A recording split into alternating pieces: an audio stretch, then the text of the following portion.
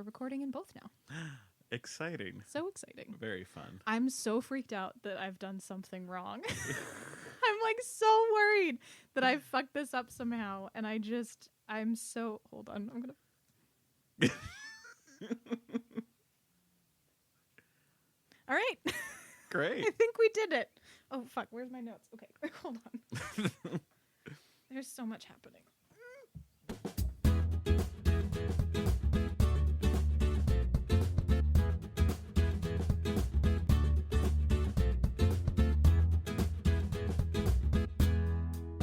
Okay.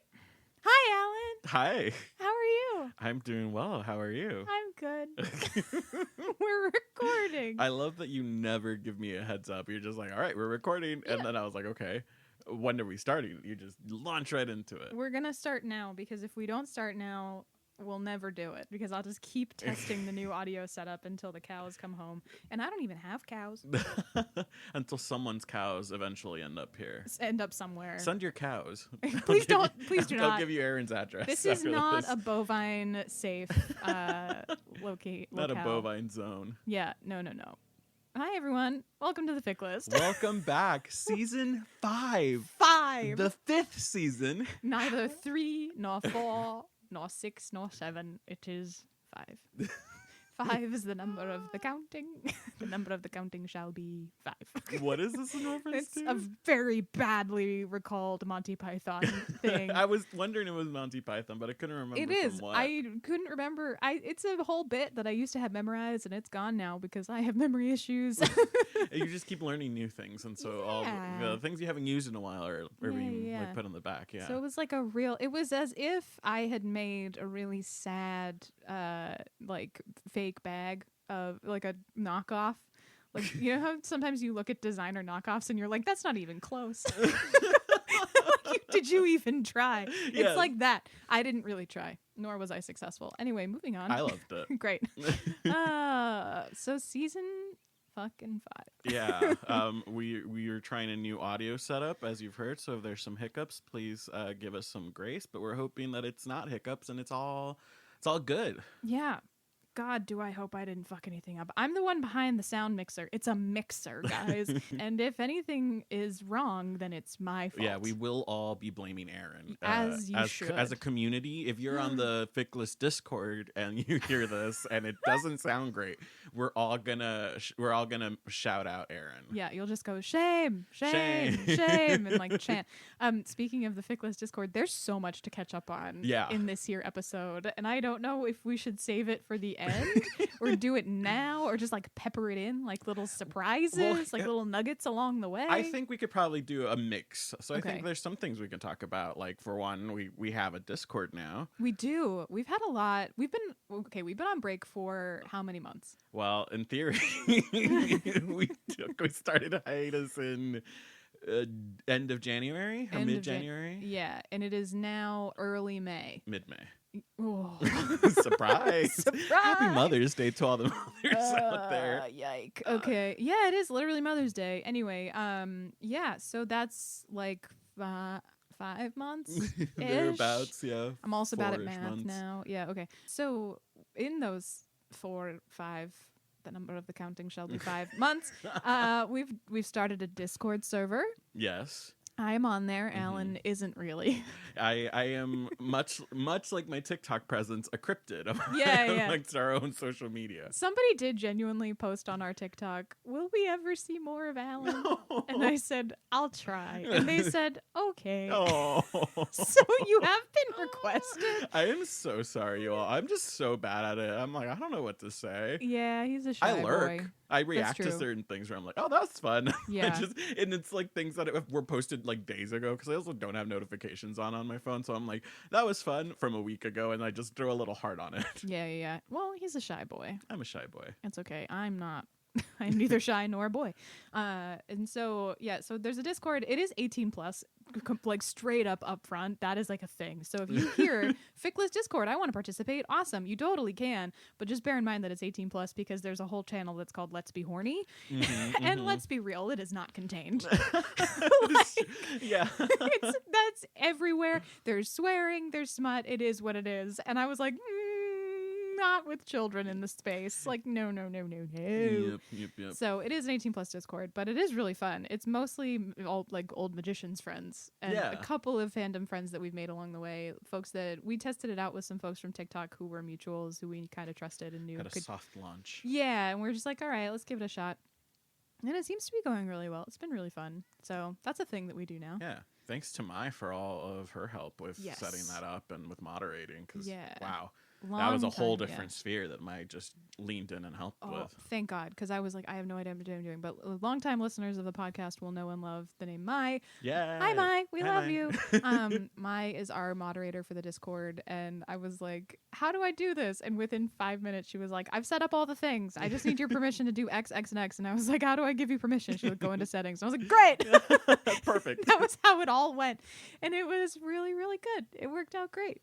It's a lot of fun. It is a lot of fun. It is like really genuinely super fun. And I'm glad that there's other people in it now. Originally it was just like people that it was like us and Mai and like 2 other people. And so it was pretty dead. But like we're starting to get people who I don't know directly necessarily. Like TikTok folks in general who like I'm maybe not super close to. So it's been really fun to just sort of like learn new things and see what people are into. And yeah, it's been super fun. Yeah. Another thing we've done during our hiatus was we went to another con. We did. A whole other con. A whole other con in a whole other part of the country. We went to C2E2. C2E2. There's a longer name that we're supposed to say for it, but they didn't pay us, so I don't really care.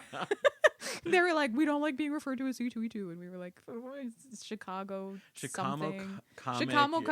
Chicago Comic and Entertainment Exposition, I think. Wow. Is what it is. That sounds right. Something like that. I'll believe it. It was fun. I had a great time. Grand old time. Also, surprisingly horny experience. Oh my God. Chicago is horny AF. Y'all, when I tell you we went to a burlesque show, like a nerdlesque show after hours, there was like, we went to a hentai panel. Yeah. Okay. Not to completely gloss over the nerd burlesque show. Fucking fantastic. Yeah. Stellar, hilarious, had such a great time. One person did a whole burlesque routine as King Kong in the gorilla outfit, left the gorilla mask on to the bitter end. Oh my God, and it was really, really good. There was like somebody doing I think it's The Fifth Element, maybe. Oh yeah. Yeah, the like really difficult song, like the one that was the aria. Yeah, and did a whole routine to that, and in the end like turned on all these LED lights that they had in their outfit and like just did a whole thing in the dark with just the LEDs. Yes. Baller. It was so good. It's so much fun. And then we did in fact go to a hentai panel, which was surprisingly disappointing. It really, really was. Yeah.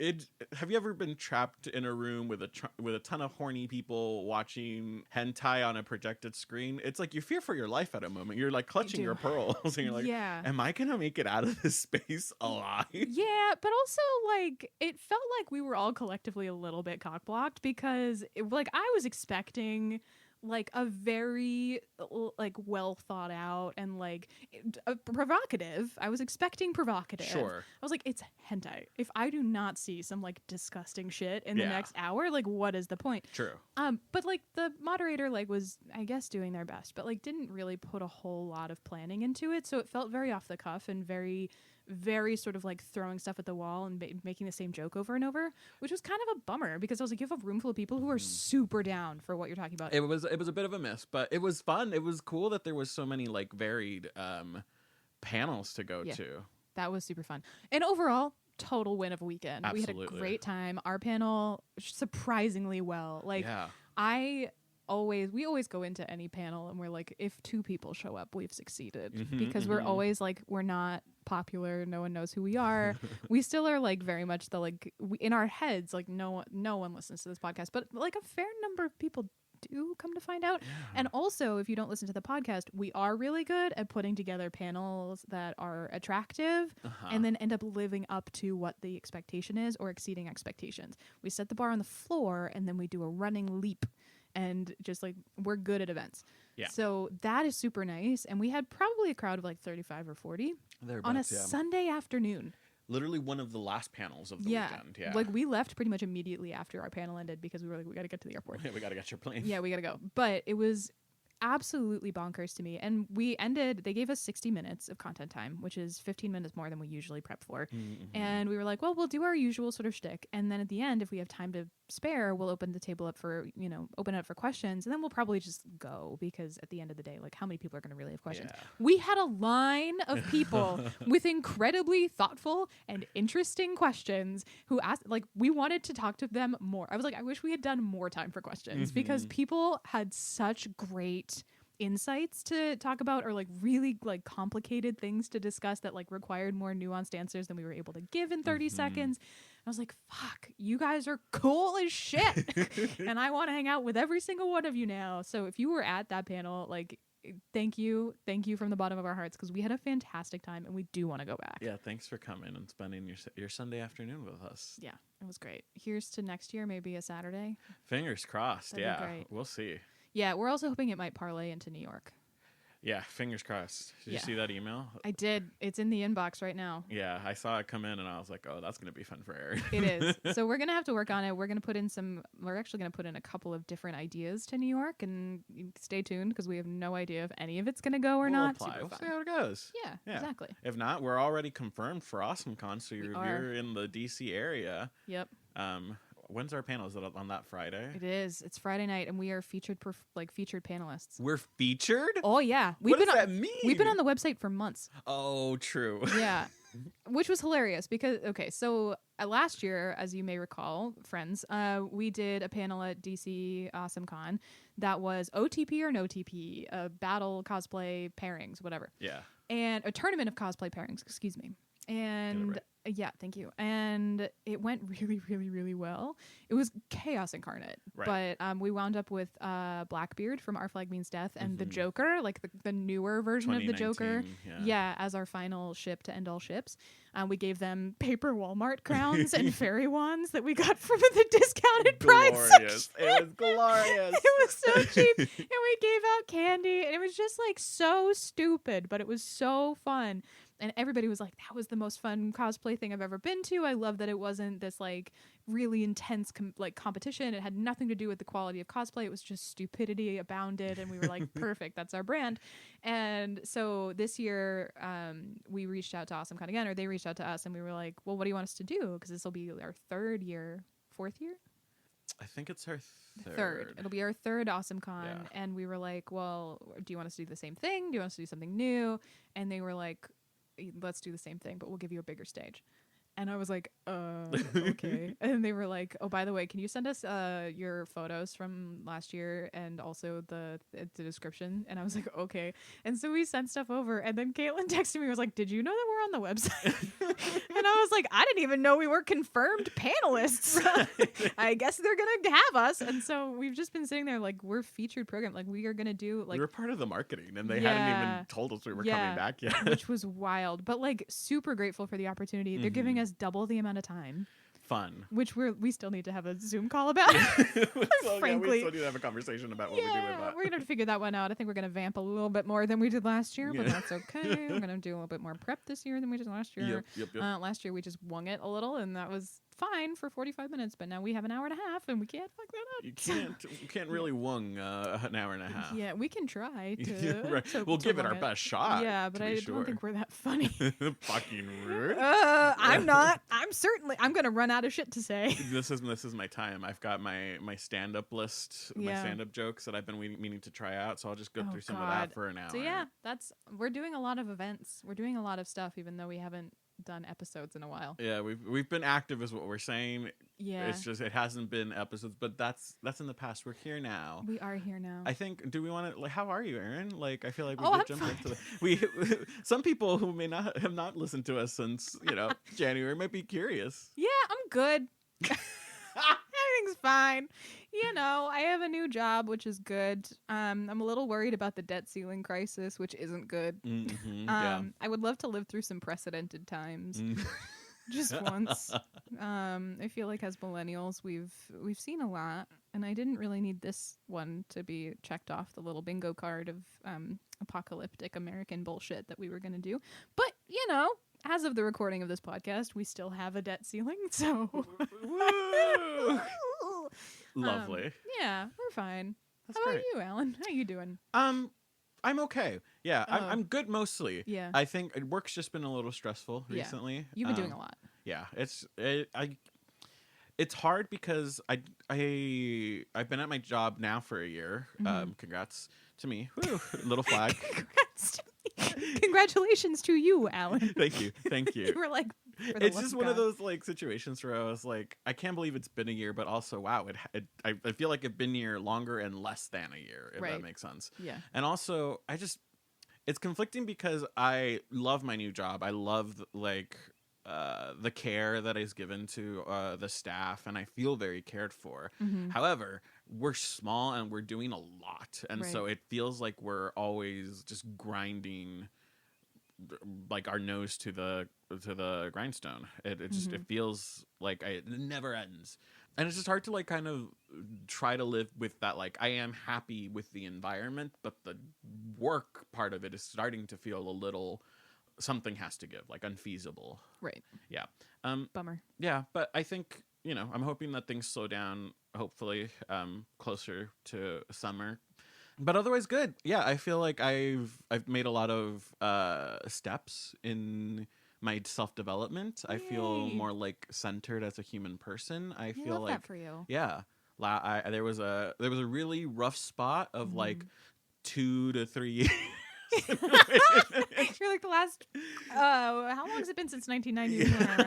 It is a bit of a joke, but also like not really that far of an exaggeration. I feel like for the last year and a half, maybe even 2, I would say, I feel like it was very touch and go for me, where I would I was so depressed, and I would wake up on some days and just be like really depressed for like 3 to 4 days, and then be back to like usual, like bubbly, like, okay, this is good. And I'd be good for a week and then down for another 3 to 4 days. And it just felt like that was the rhythm of my life. And I was like, I guess that's just life with depression. I think I just hadn't done enough healing yet. Yeah. You're like, it might be life with depression, but also you can just like get treatment for that. That is very true. I say just. I don't mean just get treatment for that. Please do not take it that way.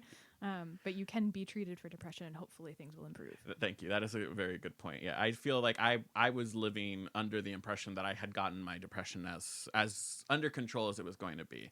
That you'd like plateaued. Yeah. And then I think it had to do with my job, and I felt like super confident. There was a point in which we had like a really big event, and I just felt super like I knew what I was doing, and it like things clicked, and I felt more like, oh, I am imperfect in a lot of different senses, but that doesn't mean that I don't have value as a human person. Correct. And so now I'm operating under like mostly I'm good most of the time. Every now and then I have a moment, but then we get up and then we kind of keep going. And now I'm going like weeks between like depressive episodes, which is awesome. So I feel really like, really good. Stressed at work, but overall, it's an improvement. Good. That's really good. Yeah. We love growth. Character development. Yeah, and like incremental growth is still growth. We've talked about this before. That's true.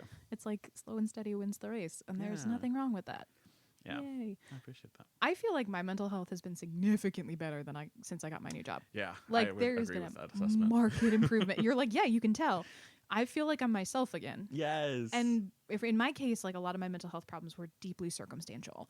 Like it's not always true that changing the circumstances of your life will like fix some of the stuff that you're going through, because some of it can be like chemical. In my particular case, I was depressed because I was so burnt out, like so deeply, deeply worn down by the circumstances of my life, that changing those circumstances had made me be like, oh, everything is great. Not to say that you can buy happiness, but money helps. Yeah, absolutely. Like super 1,000%. Yeah. Well, you know what you can buy with money? Comfort. Right. A roof over your head. Yeah. Time. Food. Yeah.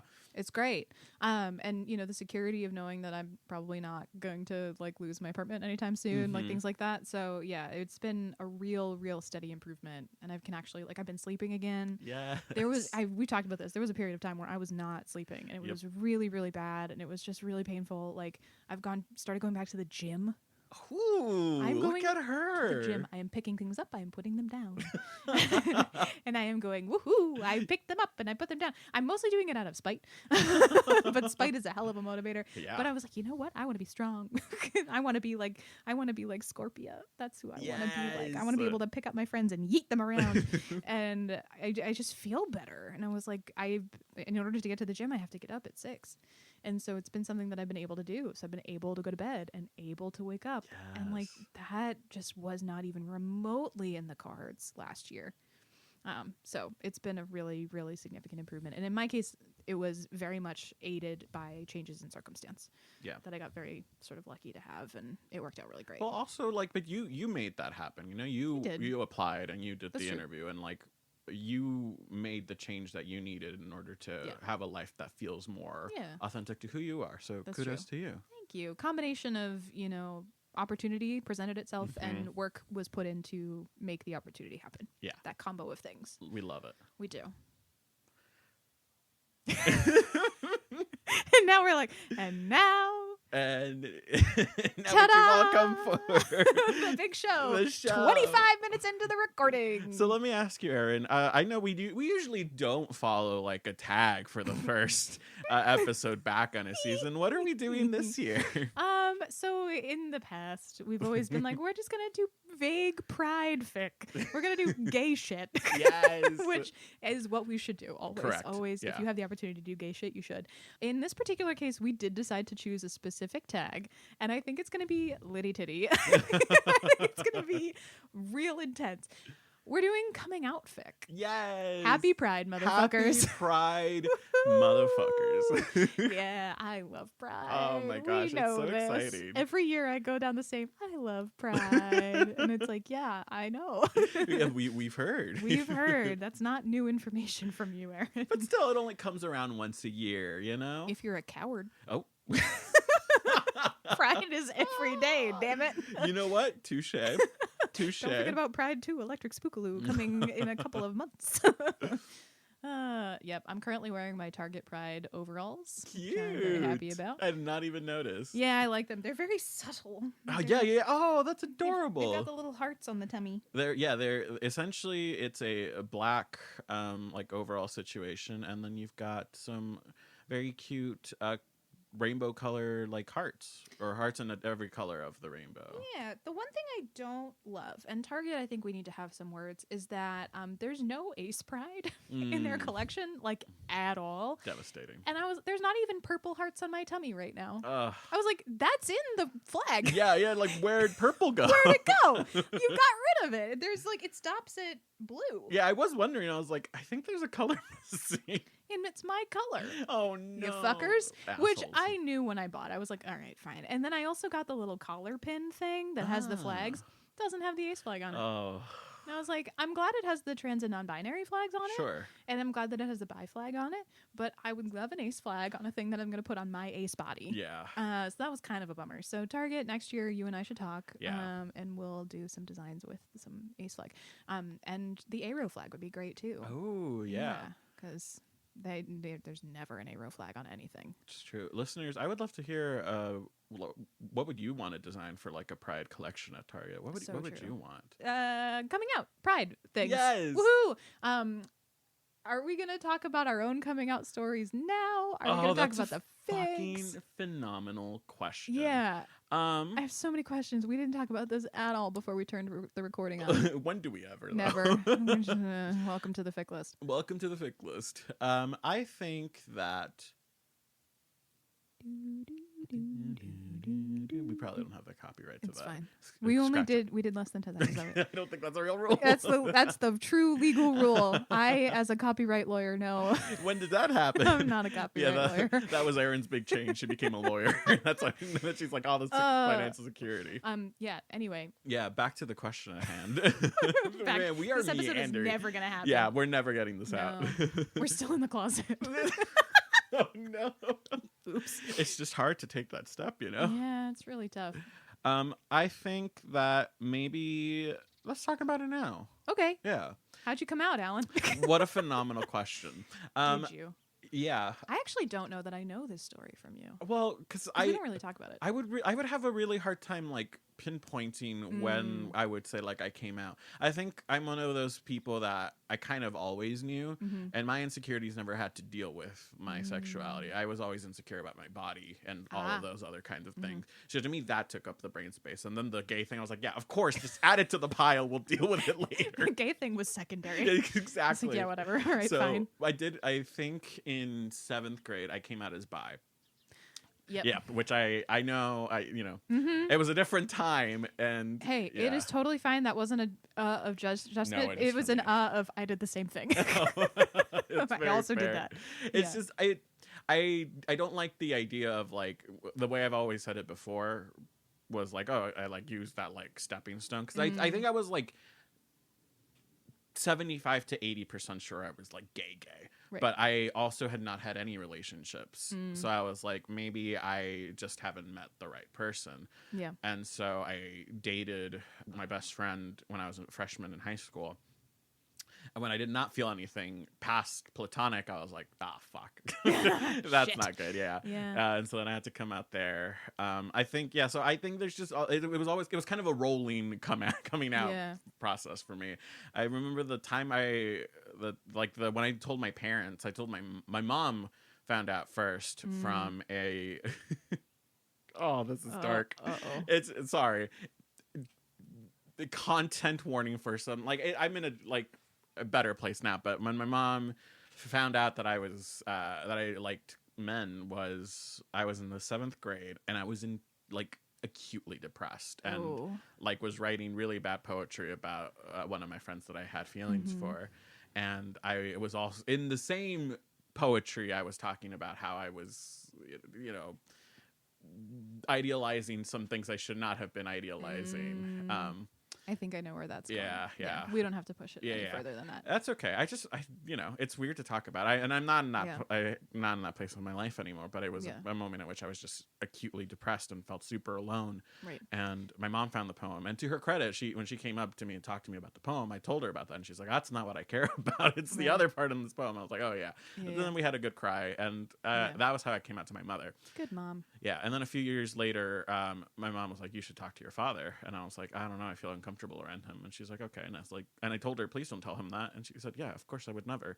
And then the next day my dad was outside my house asked to talk to me, and we were in the car, and he's like, your mom says you feel uncomfortable around me. You win some, you lose some, I guess. Yep. And it was one of the most like traumatic experiences because it was like, it's okay. Like my father like started crying, and he was like, I'm still in this country because of you. Like I left all of my family in Mexico, and I'm here because of you and your brother.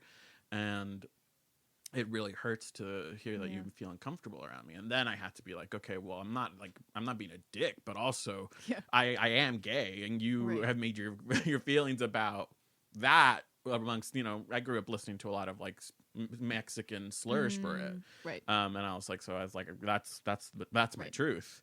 And his first reaction was, should we get you like counseling or something? And I was like, yes, but not for that. And I was like, that's not a thing that can change. This is a complicated answer. Exactly. I don't want you to think that it's a yes because of gay. It's a yes because deeply, deeply unwell. Yeah, exactly. Not related to the gay thing. But to his credit afterwards, he was like, I love you. You're my son, and that nothing's going to change that. And it was great. And then I felt like some healing had begun. But then true to nature, we just haven't talked about it since then, and it's been a good like 10-11 years, and so I still don't quite know where I stand with him. So those were kind of my coming out experiences. What about you, Erin? Yours must have been wild. You say that, and I don't know that I don't think it's wild, but I lived it, so maybe it's not.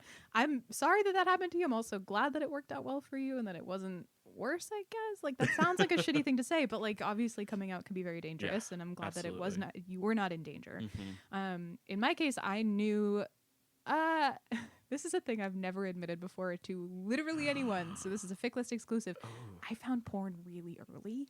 Same. Like very, very early as a kid. I think like 1st or 2nd grade early. Same. Yeah, and because it was the internet. Like the internet then was like very wild, wild west, and it was always women, which I didn't think about at all as a child until much later. And then so fast forward several years, I've been consuming explicit material for the sort of majority of my young life, but I was this is a hard left turn, I'm so sorry. No, you're so good. I was in religion class in Catholic high school. Oh my God. This is going to be a very different end of the sentence that you think it's going to be. Someone else came out in class. Aww. And it was a very, very moving moment. Yeah. He was very, very brave to do so. It was not something that was easily done in that era. This was the era of, everything is so gay. And like, this was the, probably 2009, 2010 or so. Wow. So it was sort of peak, like culturally, like we're just starting to accept that like gay people are a thing in a way that is like culturally relevant, but we're still deeply homophobic. We're not having conversations about transness or gender identity on the broader cultural scale. It's still like Ace Ventura joke era. Like, it's just not a good time to like deal with this identity stuff.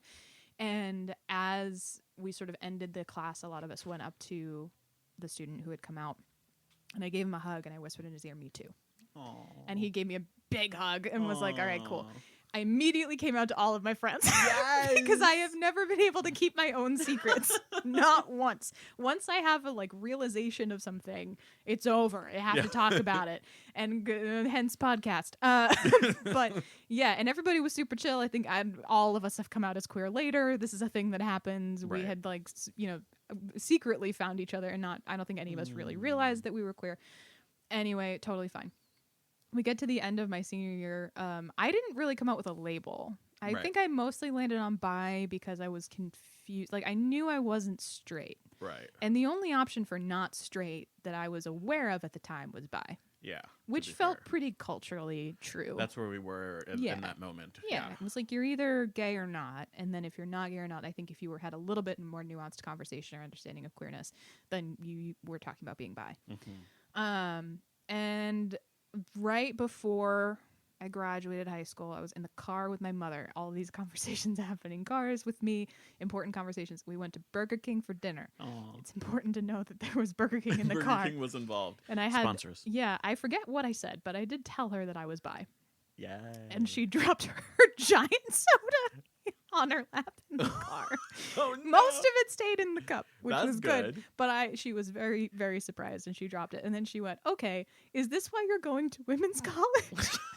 And I said, "No, but it's not why."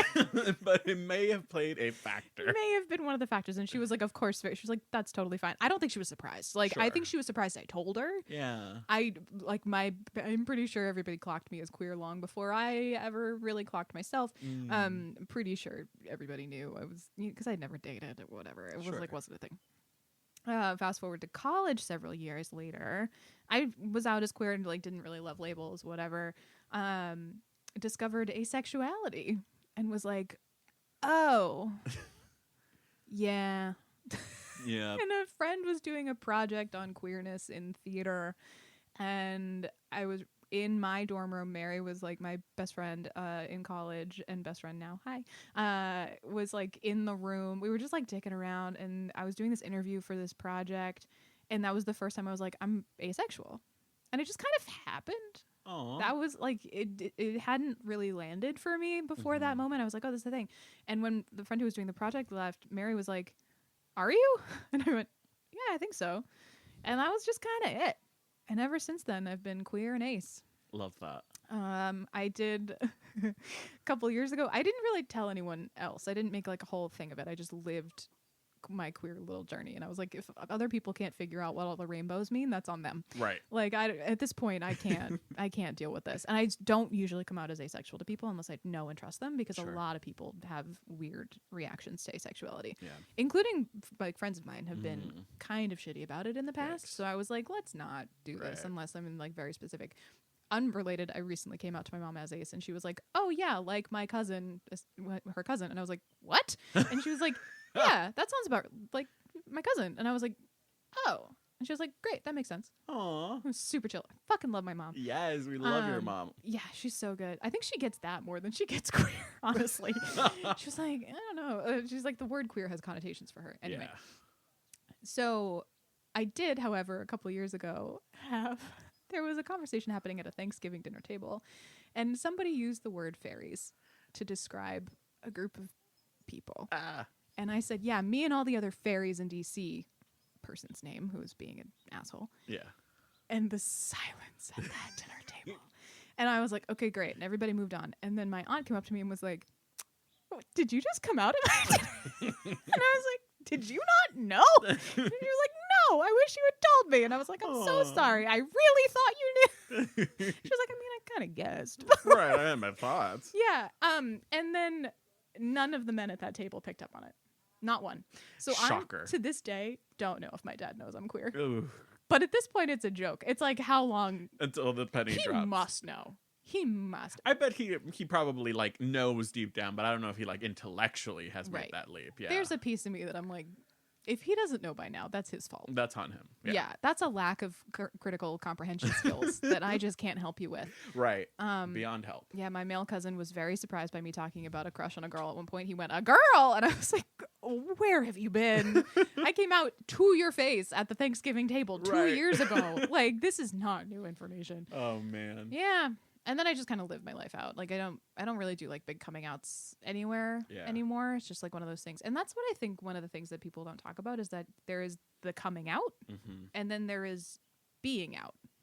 Yeah. And like all the sort of like mini coming outs that happen over the course of your life. And it's just a process of determining how out you want to be at any given point in time and who you're comfortable with and who knows what and what's safe to be out. Like I said, I often don't come out as ace because it's harder to explain for a lot of people.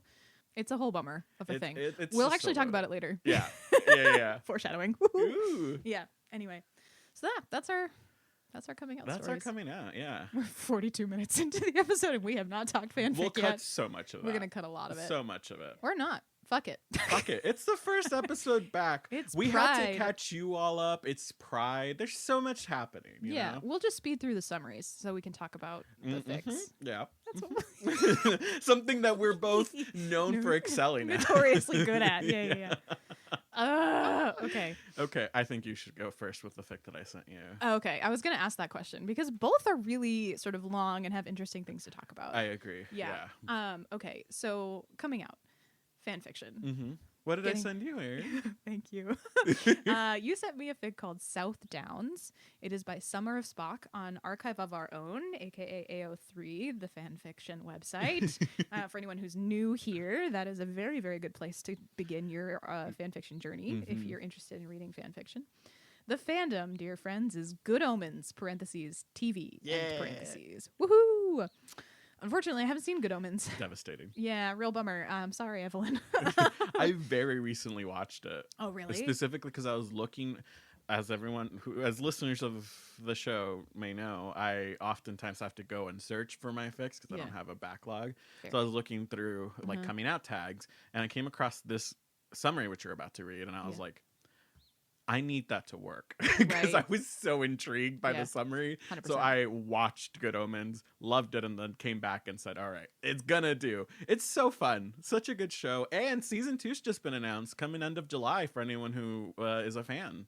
Yeah, I did see that recently that it is coming back, which is exciting. I wonder, I assume it's not impacted by the writer's strike then, which is also ongoing, LOL, by the way. Oh, yeah. Which we haven't talked about at all. That's a great question. Solidarity forever. I'm now in a union job, so fuck yeah, writers. Yeah. Fuck everything. Every project should lay dormant until they get their pay. Agreed. Yeah. That's a great question. I don't know. I mean, we'll find out. Yeah, it's written already, but I know Stranger Things has shut down production until. Yeah, but I wonder what all is going to end up being affected and when. I think it'll be fine if they just never do Stranger Things season 5. They could just leave it fanfic. I think it'll be all right. Yeah, that's fair. Anyway. So the summary for this fic that you sent me is as follows. Blackballed from the industry 10 years ago, Anthony Crowley jumps at the chance to star in a new Regency romance miniseries with well-known gay actor Aziraphale. Aziraphale. I'm gonna fuck that up every time. Also, it's Crowley. Fuck. I thought I had that one in the bag. Yeah, it's one of those deceptive ones, but he makes a point of it in the show. God damn it. All right. Crow. Like the bird. Crowley jumps at the chance to star in a new Regency romance miniseries with well-known gay actor Aziraphale fell in the hopes that it will help him restart his career. The trouble is, Crowley has played all sorts of characters, and for the life of him, he can't figure out why he's struggling to play the romantic lead opposite a man. Fascinating. It's as good as it sounds, thankfully, just so you know. This is a great fic on many, many fronts. Some notes. I took some notes. Ooh. I also am going to try to pull up the fic so that way I have it. Because I think it's helpful to just sort of like scoot through a little bit. Hold on, everybody. Okay. So some noteworthy tags also listed in this fan fiction. It's a human and actor AU. So it's like they're humans. They're not the demon and the angel. They are actors, obviously, as the summary would imply. My favorite one. One instance of embarrassed spaghetti dancing. And himbo Gabriel, parentheses, good omens. Because they needed to specify. I thought that was so funny. I did notice that it was 19 chapters and wrote 19 chapters, you sneaky motherfucker, because our cap is 20. Oh, I forgot we had a cap. Oh, God damn it. I'm assigning sneaky. I looked at the word count and I was like, it's close enough to what she sent me. Oh, yeah, that's fair. I did dig my own grave a little bit on this one. My first note is I know fuck all about good omens other than David Tennant Demon and Martin Sheen Angel, parentheses, in fun outfits. That's what I wrote. Yeah. That's all I really know. That's all you need to know. So the real sort of like broad stroke summary of this is that they are obviously both actors. Crowley has been blackballed from the industry because he tried to speak out against sort of a Harvey Weinstein type sexual abuser, producer, who was later, significantly later after his career sort of stalled, exposed for being a predator. But he had blackballed him from the industry. So he, his career stalled out after being on this rise as like an action star, well-known, very well liked, all that kind of stuff. Mm-hmm. Meanwhile, Aziraphale is a gay actor. He's out. He's producing and starring in a Regency-era romance adaptation called South Downs. Mm-hmm. And the director specifically wants Crowley because he has seen him in Agent Cobra, the movie that that Crowley was in that made him famous. Mm-hmm. But Aziraphale is a little skeptical of this to start and is like, I don't know. He threw up on Olivia Colman's shoes that one time and like was on a bender. Actually, what happened is he had food poisoning, and Crowley's like, Jesus Christ, will I never live down the food poisoning in the Olivia Colman shoes? And it's a recurring joke, and it's very funny. But he gets the job, and Crowley's like, I cannot fuck this up. He has a moment. He's reading the script, and like his agent sends it to him. And he's like, here's a script. Don't fuck this up. And he reads it, and he's like, he realizes that it's a gay role, and he kind of has this like little bitty hesitancy, some like internalized homophobia stuff. Mm-hmm. But he's like, fuck, a gig is a gig. I'm never gonna get this again. This is huge. Like, I have to take this. And like, it's not that gay. It'll be fine. Everything will be okay. He's broke as shit. And I wrote, I'm sure there are so many fun callbacks to canon for people who know the canon. LOL. There is. Yeah, but I just didn't know it. Yeah, so that's that's very sort fair. of but that's sort of the premise of the fic, right? They go to their first read through as a cast, and that's where they meet. And Aziraphale underestimates Crowley like right from the jump. And It's a little bit of an enemies to lovers thing, but it's really not. Like, it's just him going off of his reputation. Mm-hmm. Oh, another important thing. I skipped this. This is critical information to know. When he gets the offer and he sees the paycheck amount, he sort of goes like, what? And like, he's like, holy shit, this is a lot of money. And his first instinct is, I could get a cat. Oh, yeah. And I said, did you not know that you're queer? Because that's your first instinct, just to get a fucking cat. He goes, I'm gonna get Beans the cat. Beans the cat. Beans the cat. And I was like, I love this impulse for you, Crowley. You're so fantastic. So anyway, they're going to their first read through. He meets the cast. Everybody's pretty hesitant about him. He also has a migraine, so he appears to be potentially hungover. And I thought it was really, really smart of this author to use the angel demon setup right away to be like the established, well-loved, openly queer, like beloved online actor who's already like, Aziraphale already knows basically everybody in the crew. He's like worked with them before and like has this, immaculate reputation. Angel versus Crowley, who has been really demonized by the media and like has no good reputation anymore and like comes in with like a poor first impression and just like has to overcome that. And I thought that was a really smart way of establishing that dynamic like from the jump. He shows up in the sunglasses. I think the author's note was like, I just had to figure out a way to put him in those stupid sunglasses and a migraine worked. And I was like, brilliant. It's absolutely brilliant. There are a couple of like interspersed faked tweets that come up early on, and it's a motif throughout the fic to have sort of these like fake things, and it's like mean tweets about him right away of like, I cannot believe they cast this like washed up like asshole whatever like action star, how could they, whatever. And it just sort of like establishes that dichotomy really quickly. And I just, after that I wrote sensing the drama incoming. And he just kind of whatever has to do that. he decides, I think Aziraphale invites him to dinner on the first day. Yeah. And so they go to dinner. And there's going to dinner with a gay bloke isn't that weird. is Crowley's thing about it. And he goes, okay. And they go to dinner and they have a really good conversation about the project, and they kind of start to establish this friendship. Aziraphale's assistant, Anathema, clocks Crowley right away. Like, before Crowley even remotely clocks himself or has any inkling, Anathema's like, that man gay. He's like, all right, have fun at your dinner. Mm-hmm. And Aziraphale obviously has some, like, he's hot. Whatever. But it's like, he's a straight man. I need to not be an asshole about this. I'm also the producer, blah, blah, blah. But the chemistry, like, right from the jump is, like, off the charts. I wrote, is this dialogue from the show? LOL. The dialogue's really great, which is why I asked.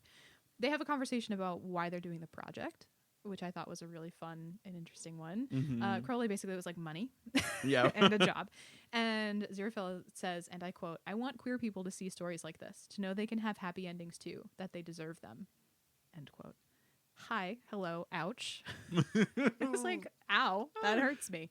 But they sort of like get into the process, and they have this dynamic, and they are clearly becoming friends. You're looking at me like maybe you want to jump in. Do you? Okay, great. I was like, did I miss anything important? No. They also start texting each other. Yeah. Like, pretty close. And it's like very clearly flirty text messages. I was like, Crowley, you're an idiot that you don't pick up on this, but also straight men, whatever. Right. Well, not so straight men. So the first sort of major thing that happens on the production is what is referred to as the significant hand touch scene. Yes. Which I love. I wrote, this author gets it. There's a moment where, their two characters touch hands for the first time, and it is significant emotionally. And Aziraphale is like, this has to go well because this is queer culture. I was like, and he keeps, he's like, okay. Crowley gets an erection from that. I wrote, I'm so glad I don't get those because that seems embarrassing. That seems inconvenient. Yeah, inconvenient. But it goes really well. And it's sort of Crowley's first chance to show off that he's actually a good fucking actor and can pull it off. And he takes it seriously. And Aziraphale's like, I really appreciate that he took this seriously and understood the assignment. And it goes really, really great. Once again, I believe Crowley does something where he's like, think of Beans the cat. Just think of Beans the cat. And we'll get through it. And I was like, if there's not a cat at the end of this fic, so help me Jesus. This is Chekhov's cat. Chekhov's cat. I thought of that and I had to make the episode. And then of course, because this is what's happening, he starts to confuse sort of his feelings from the characters, and it starts to bring up questions for him about his own identity, right? And he starts to have feelings for Aziraphale. He's like, this man is angelic, beautiful. He's like a really nice to me kind of thing. Aziraphale also reciprocates those feelings, but he has basically shut it down because he's like, straight man. I've had crushes on straight men before. It's bullshit. I'm not going to do this to myself again. What am I, a baby gay? Like, stop it. I know better. So he just kind of is like, I'm going to make sure that this man who I underestimated at first and treated poorly at first based on reputation has a good time on this set, basically. And I'm going to, make sure I sort of keep an eye out for him. They go out to a bar with the rest of the cast, and they bond and they play billiards. They decide to try to hustle the youth by playing billiards. And Aziraphale is a gay disaster about it. Yep. He has this quote, "There are moments in life where one thinks they are still abed, still caught in a dreamscape where the fantastical is occurring right before one's very eyes. Watching Crowley peel off his black button-down to reveal a thin gray cotton t-shirt was akin to watching a top hat sprout legs and begin singing Chim Chimmery." Accurate. I said, it's a dive bar, but chill out. And, they sort of, everybody around them is also sensing this chemistry that's happening, which is why that dive bar scene is kind of important. It's sort of a moment of like, oh yeah, you guys are together, right? And they're like, no, what are you talking about? And they're like, oh. All the youth are like, we could cut the tension with a butter knife. Yeah, really cute that you think you're not into each other, but whatever. And Crowley is having this identity conversation, but it's very internal at this point. They then have to kiss on screen. And Crowley was like, kissing's fucking weird. And I wrote, you're right, Crowley. It is weird. And you should say it. You should say it. It is very odd. It is a weird sensation. I imagine it's weirder if it's your job. It's weird when you want it. Right. Anyway. Sure. Because it's like, that's another person's mouth hole. And on mine. And like, there's tongues and bleh, and teeth. And it's just gross. I was like, oh, I am ace. Anyway. So they have this kissing scene. There's an intimacy coordinator Yes. An intimacy coordinator. I love an intimacy coordinator. Like, there's sort of this, like, there seems to be this undercurrent of everyone assuming that Crowley is queer, or there's like an assumption of queerness that is happening. And Aziraphale is very much trying to protect him through this whole scene and this whole process to make sure that doesn't freak out. And when they do kiss for the first time, it goes really poorly because Crowley thinks of ham. That's what I wrote. He's like, he tastes like the ham sandwich that he ate for lunch. Oh, ham is weird. And then he just like spirals. Yep. And I just wrote, oh no. So not an intimacy coordinator approved methodology, I'm sure. Aziraphale proposes that in order to get through the scene, which they did not successfully film because it just was a clusterfuck of a, error. He basically approaches Crowley later and is like, here's what I did my first time I had to kiss someone on screen. My coworker literally like took me to their place and we made out. Yeah.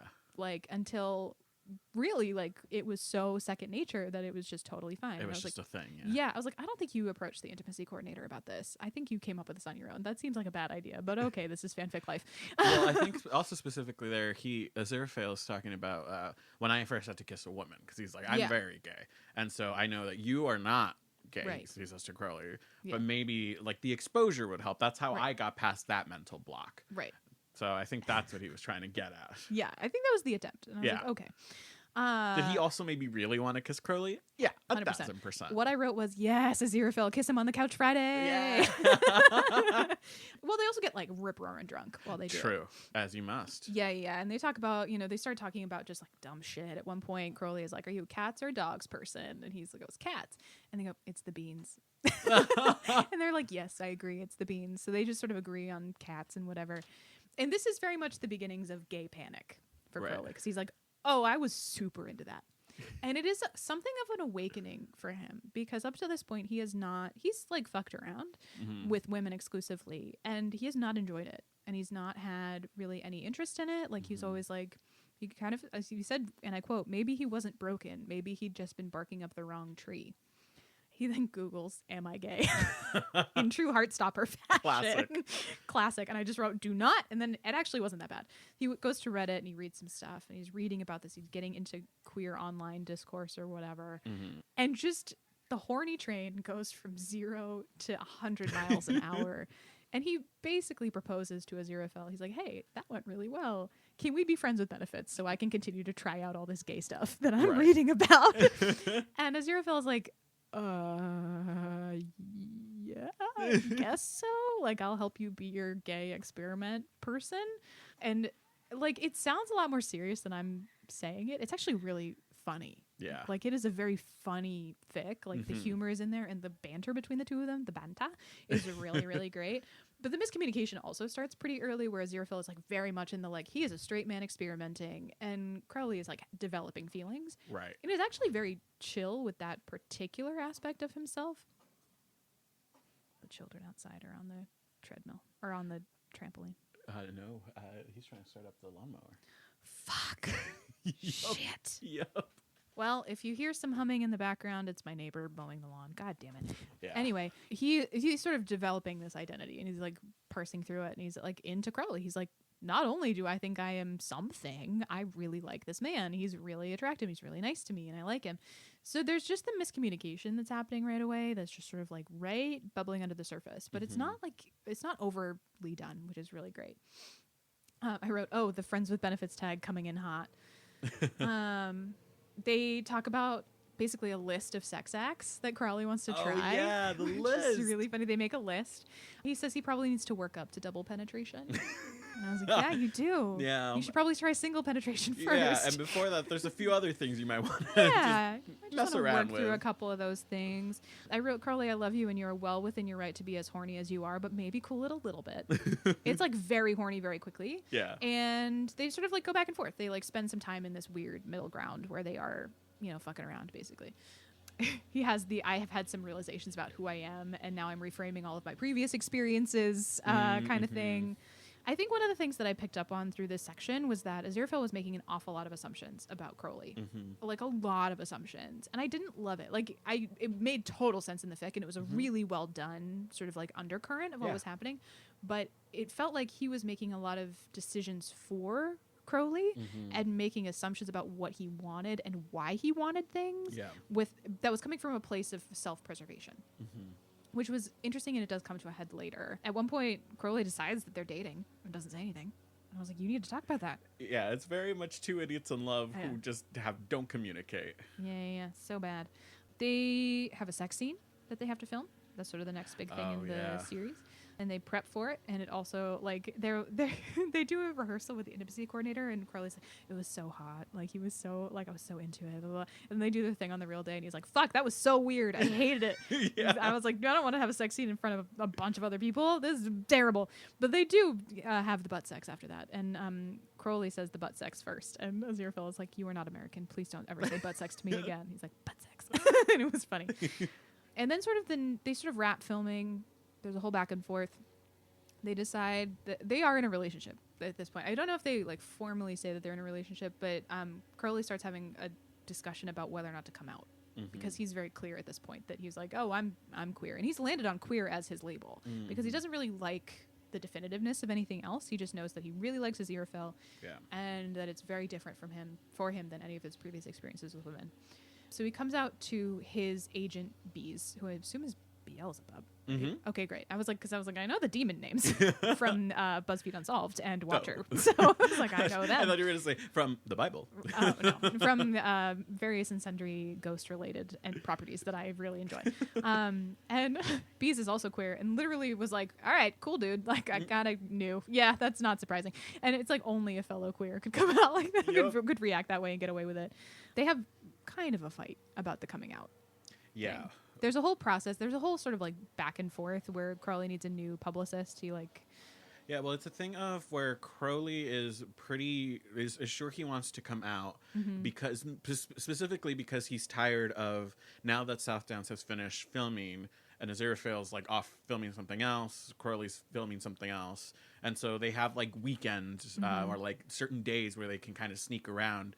But it's always like Aziraphale is really paranoid of them being caught because he's like, oh, I don't want Crowley to like have to come out that way. Like that's an awful way to come out. Or that's the way that Aziraphale is kind of justifying it to himself. Right. And Crowley's like, I'm done with that. I just want to be with you. That's what matters to me.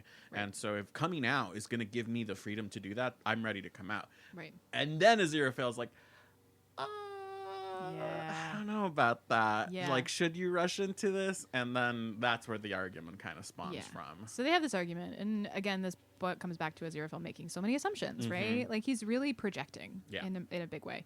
They do have this argument. And Crowley is like, we fought. It was a lover's quarrel. This is a thing that happens. Bummer. I forgot about this. What a bummer. And Aziraphale is like, he broke up with me. I am devastated, but I will mourn silently and tragically in my trailer. Tag yourself. I'm Aziraphale. Truly. And so they go without speaking for several weeks, and it's a whole thing. And in that process, during that time, Crowley had been planning all of this coming out with his publicist, who is also Aziraphale's publicist. And it's like kind of a disaster for a little bit, but like he's like, I'm going to move forward with it anyway because this is about me. Like, I want to do it. And I believe what happens is that they see each other because Crowley goes to Aziraphale's play that he's in. Or is that the origins of the fight? Yeah, that was the origin of the fight. Okay, so he goes... Oh, I know what happened. Yeah. So Crowley comes out to what amounts to his family. Yes. During this fight because he's sad. He's a sad boy.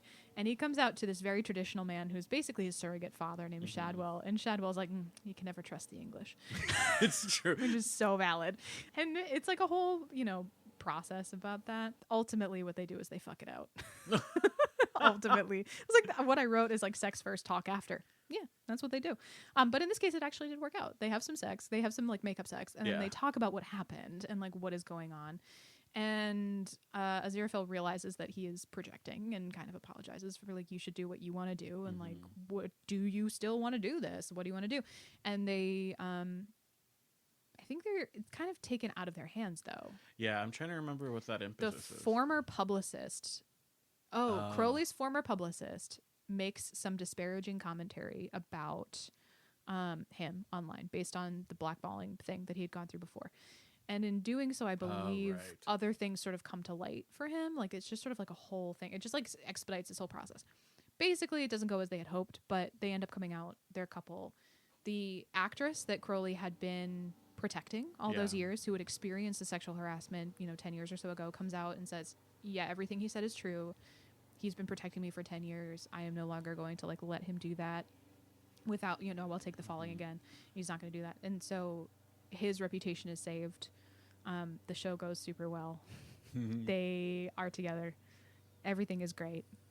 The ending, to me, was the weakest part of this fic. Yeah. It happened very quickly, and it felt like they broke up on, it's 19 chapters. They broke up in chapter 17. Yeah. And I was like, how are they going to resolve this in 2 chapters? And it wasn't that it was bad. It was just the pacing changed really abruptly of the actions that they were taking, and I really wanted them to spend more time navigating this whole, Aziraphale projecting thing, and, Crowley's coming out. It was good. It just was, it was rushed, in my opinion, which is also, I think, why I'm starting to struggle with summarizing it, because I was just like, yeah, stuff happened. Right. Quickly. Yeah, it was much more concerned, I think, with the setup and the TV show, the miniseries kind of aspect, and Crowley self-discovery. But once the self-discovery is kind of done, then the author was like, okay, we just got to get through to the end of the fic now. Also, the yearning was very important. Yes, I'm sorry, the yearning, of course. The yearning was very significant important. Hand touch, quite literally. Yeah. And then once the yearning was over, it was like, all right, they're fine. All right, yeah. No. Everyone's had their fill. Let's just tie it up with a cute bow. Yeah. I feel that. Yeah, so it was good. I loved this fic. Yay! I thought it was delightful. I thought it was so fun. I don't know shit about canon, but it was fun anyway. And yeah, I loved it. The pacing was really good up until the end. I thought it was really well written. It was super fun. Cannot complain. I wrote overall super delightful. Cannot complain.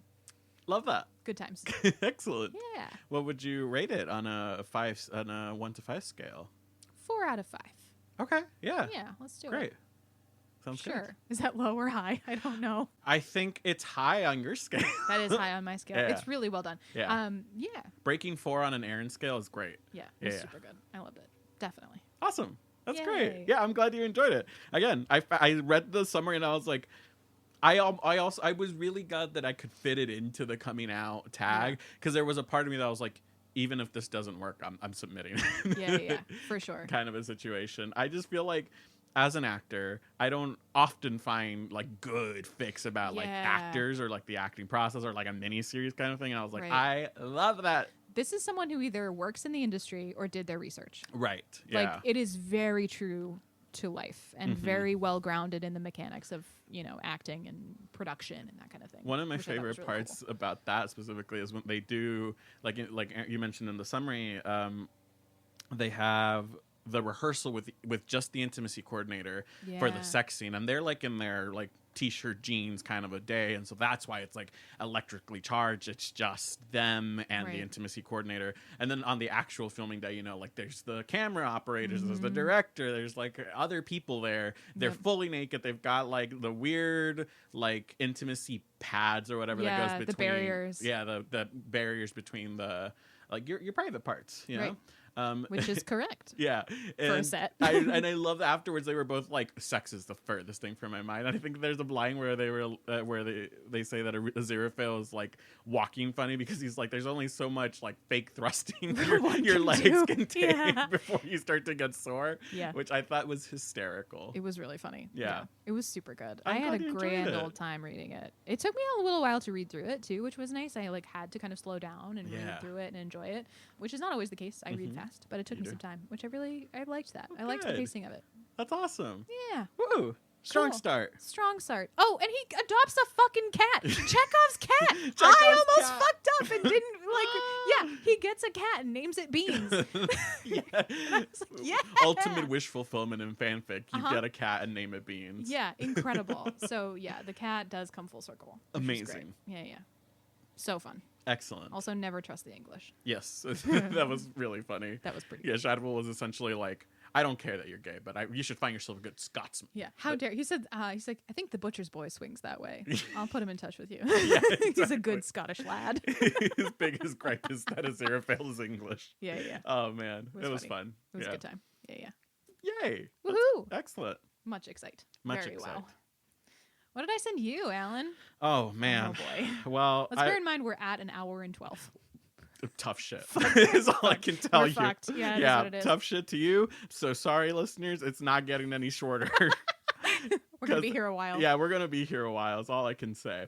So, Aaron, you sent me a Stranger Fix. Stranger Fix. Oh no. This is going to be bad. Yeah. What did I send you, Alan? Yeah. Try again. Take 2. Thanks. You're welcome. Ooh. You sent me a Stranger Things fic, Aaron. Mm-hmm. It's entitled Killing Me Softly. It is on Archive of Our Own, and it is written by The Flying Lemur. Yep. The summary reads, "Baby, look at me," Eddie whispers. "Still soft. So fucking soft. Baby, you're the best sleigh I've ever had." It doesn't make him feel better. It breaks him. Steve has a lot of issues to work out, and the fallout of the Vecna situation only expedites the process. He falls in love with Eddie, takes in some new children, and gains some parents. It's good for him in the end. It's the middle bit that sucks. A lot. And man, if that wasn't like a great summary. It's really good. It does start with the excerpt summary, which is like, okay, but it does give us an actual summary, which I love. I'm such a fan of. The balance is great. The balance is great. This is a fic in which Steve is actually asexual, but doesn't know it. Correct. So I wonder why I might have chosen yeah, that one. I wonder why. So I also took notes, but mine are a clusterfuck. So you all are gonna have to bear with me. Yeah. The fic starts off kind of in the middle of our story with that little bit that you heard at the beginning, in which Steve and Eddie have just had sex, and Steve asks Eddie, like, "Oh, like, was I good? Like, you know, can I do it any better?" And Eddie's like, "What are you talking about? I need you to use your words." And Steve says, "You know, like the sex." And Eddie says, "You're the best lay I ever had." And so that's our start. And then we have a flashback to Steve's first kiss with Tommy H. And he talks about how it like was always kind of a weird thing. Like he was like, it didn't really do much for me, but Tommy seemed like really affected. And so that's kind of his first like intro into like that disconnect. Then we pick up and the direct aftermath of the fight with Vecna, and Max and Eddie are both hospitalized. Eddie was brought back somehow. I have not seen Stranger Things, but all of my context comes from fanfic, or like research I've had to do for previous seasons. Because of me. Because we've also talked about Stranger Things before. Yeah. So I don't quite understand how they brought Eddie back, but point is Eddie's back. Yeah, it doesn't matter. Yeah. It doesn't matter. Put it in the box. Doesn't matter. Yeah. Put it on the shelf. So they're both hospitalized. I wrote, the party is traumatized, which TM. is accurate. Yeah. Capital T trauma. Yeah, so we just have a good amount of all of the characters, or mainly Steve and Eddie, rethinking about what that fight meant and like how it would happen. And Eddie's drifting in and out of consciousness. He's dreaming a lot about the Upside Down, having these nightmares. Steve and Dustin are literally always there, kind of on a rotating watch to make sure that someone's always there for Eddie. I also wanted to mention, like, the first part of that, we kind of jump POVs. It's like in third person, but it's like Eddie has one. We follow Eddie's stream of consciousness once, and then we follow Steve's. And so at the very beginning, we're with Steve, and he is going through the aftermath. He's at the hospital, and he's trying really hard to keep it together for everyone else. He's like, I don't know, like, we can't get a hold of the kids' like parents. I don't know where Eddie's like uncle is, and so he's like trying to be like a pillar for all of them, while inside he's like crumbling. Right. And I think that really sets us up for the kind of character that Steve is in this fic. Yeah.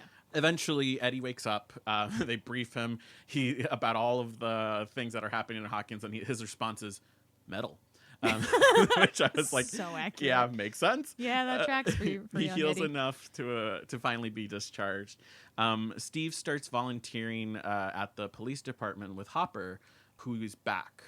Yeah. Is it Hooper? Is it Hopper? No, it is not Hooper. It is Hopper. Mr. Hooper is on Sesame Street. I think Hooper's a much more common name than Hopper is. Hopper. It is Hopper. Okay, it's Hopper. So Steve starts volunteering at the police department with Hopper just for something to do. He's still working at the family video, but is just also helping out here because Flo had like is getting slower or something, or had like a medical emergency. Yeah, basically like the aged admin person for the department is like stepping back, and Steve is stepping up. Yeah. I have feelings about Cop Steve that we don't have to get into, but yeah, that man would never join a law enforcement agency. Anyway. Any whomst. Aaron, that's not in my bulleted list. I need to go through. That's just my personal interpretation of the character, and I definitely set it aside for the purposes of this fic. Very fair. While doing that, Hopper asked him one night if he would do him a favor and watch 11 for him, like babysitting. And Steve's like, oh, sure, okay. And so he goes, and it's a little touch and go at the beginning, but Elle seems to understand that like Steve is like a good guy, and so Steve's like, what can we do together? And so he starts trying to like teach her how to cook, and it's like a really sweet moment, and I really love their relationship. I think that those two were so cute together. Yeah. And she's also the first person to kind of understand Steve's reluctance at being touched. Like she notices that he kind of pulls back or does not like physical contact, and she says, I feel that way sometimes too. And so that moment of kinship, of connection happens for Steve, and he's like, oh, I'm not the only one. That's good to know. Yeah. Steve and Eddie start hanging out more, and in the midst that there's a flashback into how Eddie and Steve met, which in this fic, the author does note that in the fic, Eddie moved to Hawkins much earlier than he does in the show. Yes. I think so. He's there, like I think it was Eddie's freshman year or something like that. Yeah, it's sort of an amorphous timeline. We've ascribed a lot of sort of headcanon-y background to Eddie, just in general across the fandom. And to be honest with you, I have no idea what's legit and what's not. Well, that's fair. Yeah, so valid. Anywhomst, they're young is the byline, and Eddie's outside smoking a cigarette once. Steve runs out. He's having like a moment where he's like barely keeping it together, and Eddie extends the cigarette and says, would you want to smoke? And Steve says, yeah. So they have a nice smoke. They have a moment, and Eddie has the hugest crush on Steve. Yeah. And he's like, oh my God, he's talking to me. Oh my God, like, are we friends now? And like, Steve has a genuinely vulnerable moment with Eddie where he's like, yeah, sometimes it's hard. Like, don't call me King Steve. Like, I hate that fucking shit, you know? Like, I'm just a person. So they share that cigarette. There's like a charged moment, and then Steve, as he's leaving, says, thank you. Like, really, thank you. Poor baby Eddie is so over the moon. He's like, oh my God, we're going to become boyfriends. Like, this is the highlight of my fucking day. He rushes home. He's like thinking about it all throughout the evening. He like runs out of his home the next morning, like without even eating breakfast. He's like, cause I'm ready to see Steve. Like, this is the beginning of something. And so he's watching Steve hang out with Tommy and Carol, and Eddie's like thinking about like, how can I approach him in that kind of situation. And I think they start to notice that Eddie's paying a lot of attention to the table. And so Eddie makes to walk by it, and he's on the way. He's like, I'm going to say something fun or like cute, like flirty as I'm walking by to Steve. But Tommy is pissed. Tommy like gets up on his face, and Eddie's like, oh, fuck. And he's looking to Steve for support and asks like, hey, can you call your guard dog off? And I think Steve is the one that says, who do you think you are to talk to me like that? Yeah. F-slur. And that is devastating to Eddie, who then like walks away. And there's I think there's a line. Oh, there's a line that Eddie told him during their cigarette encounter where he's like, you do whatever it takes to survive. And then Steve throws that back to him after Tommy and Carol have left, and he's called Eddie the F-slur, and he's like, he shrugs helplessly and kind of says, you know, you do what you need to survive, which I thought was really poignant. I have a quote here about how Steve kind of justifies or like is thinking about his past. It says, they're all scared, but Tommy uses his fear like a knife, sharpens it and sheaths it and brings it out to play when he's confronted by the object of his fear out in the wild. It's where Steve learned it from. And I thought that was really like so poignant as to how we as people start to use self-preservation to move throughout our days. We learn these kind of tools by watching other people. And so like it really matters. It's that thing of like children learn things from home, you know, like you see how your parents kind of deal with the world. And so that's what you learn to do in order to survive, even when it's like people that are also othered like you are. So we have that flashback, but Eddie's realizing now that Steve is a good guy. They're hanging out more. Steve goes full on mama bear and starts driving the kids around, like really developing those connections with them, which I thought was really sweet. once at D&D, for which Steve is like just now there every week. He's not playing. He's off on a couch falling asleep to the sound of Eddie's voice, which gay, but understandable. Thank you. We needed that little comedic break. And that's some gay shit. Yeah, truly.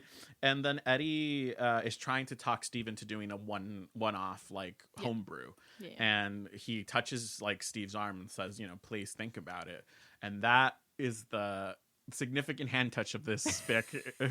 Listeners, we're gonna start adding this into our parlance. Yeah, I really think so. Because like this touch undoes Steve essentially. He like it awakens something in him. Like he feels like his nerve endings are on fire kind of a situation. He's like it feels too much. Like physical contact always feels for him, but it makes him start to hope that maybe he's not broken, which is his narrative in his head. He's like, I'm broken. Like, I'm looking for the right person to make me feel that all-consuming kind of desire that happens with sex that, is prescribed to sex. Right. Which he has never had.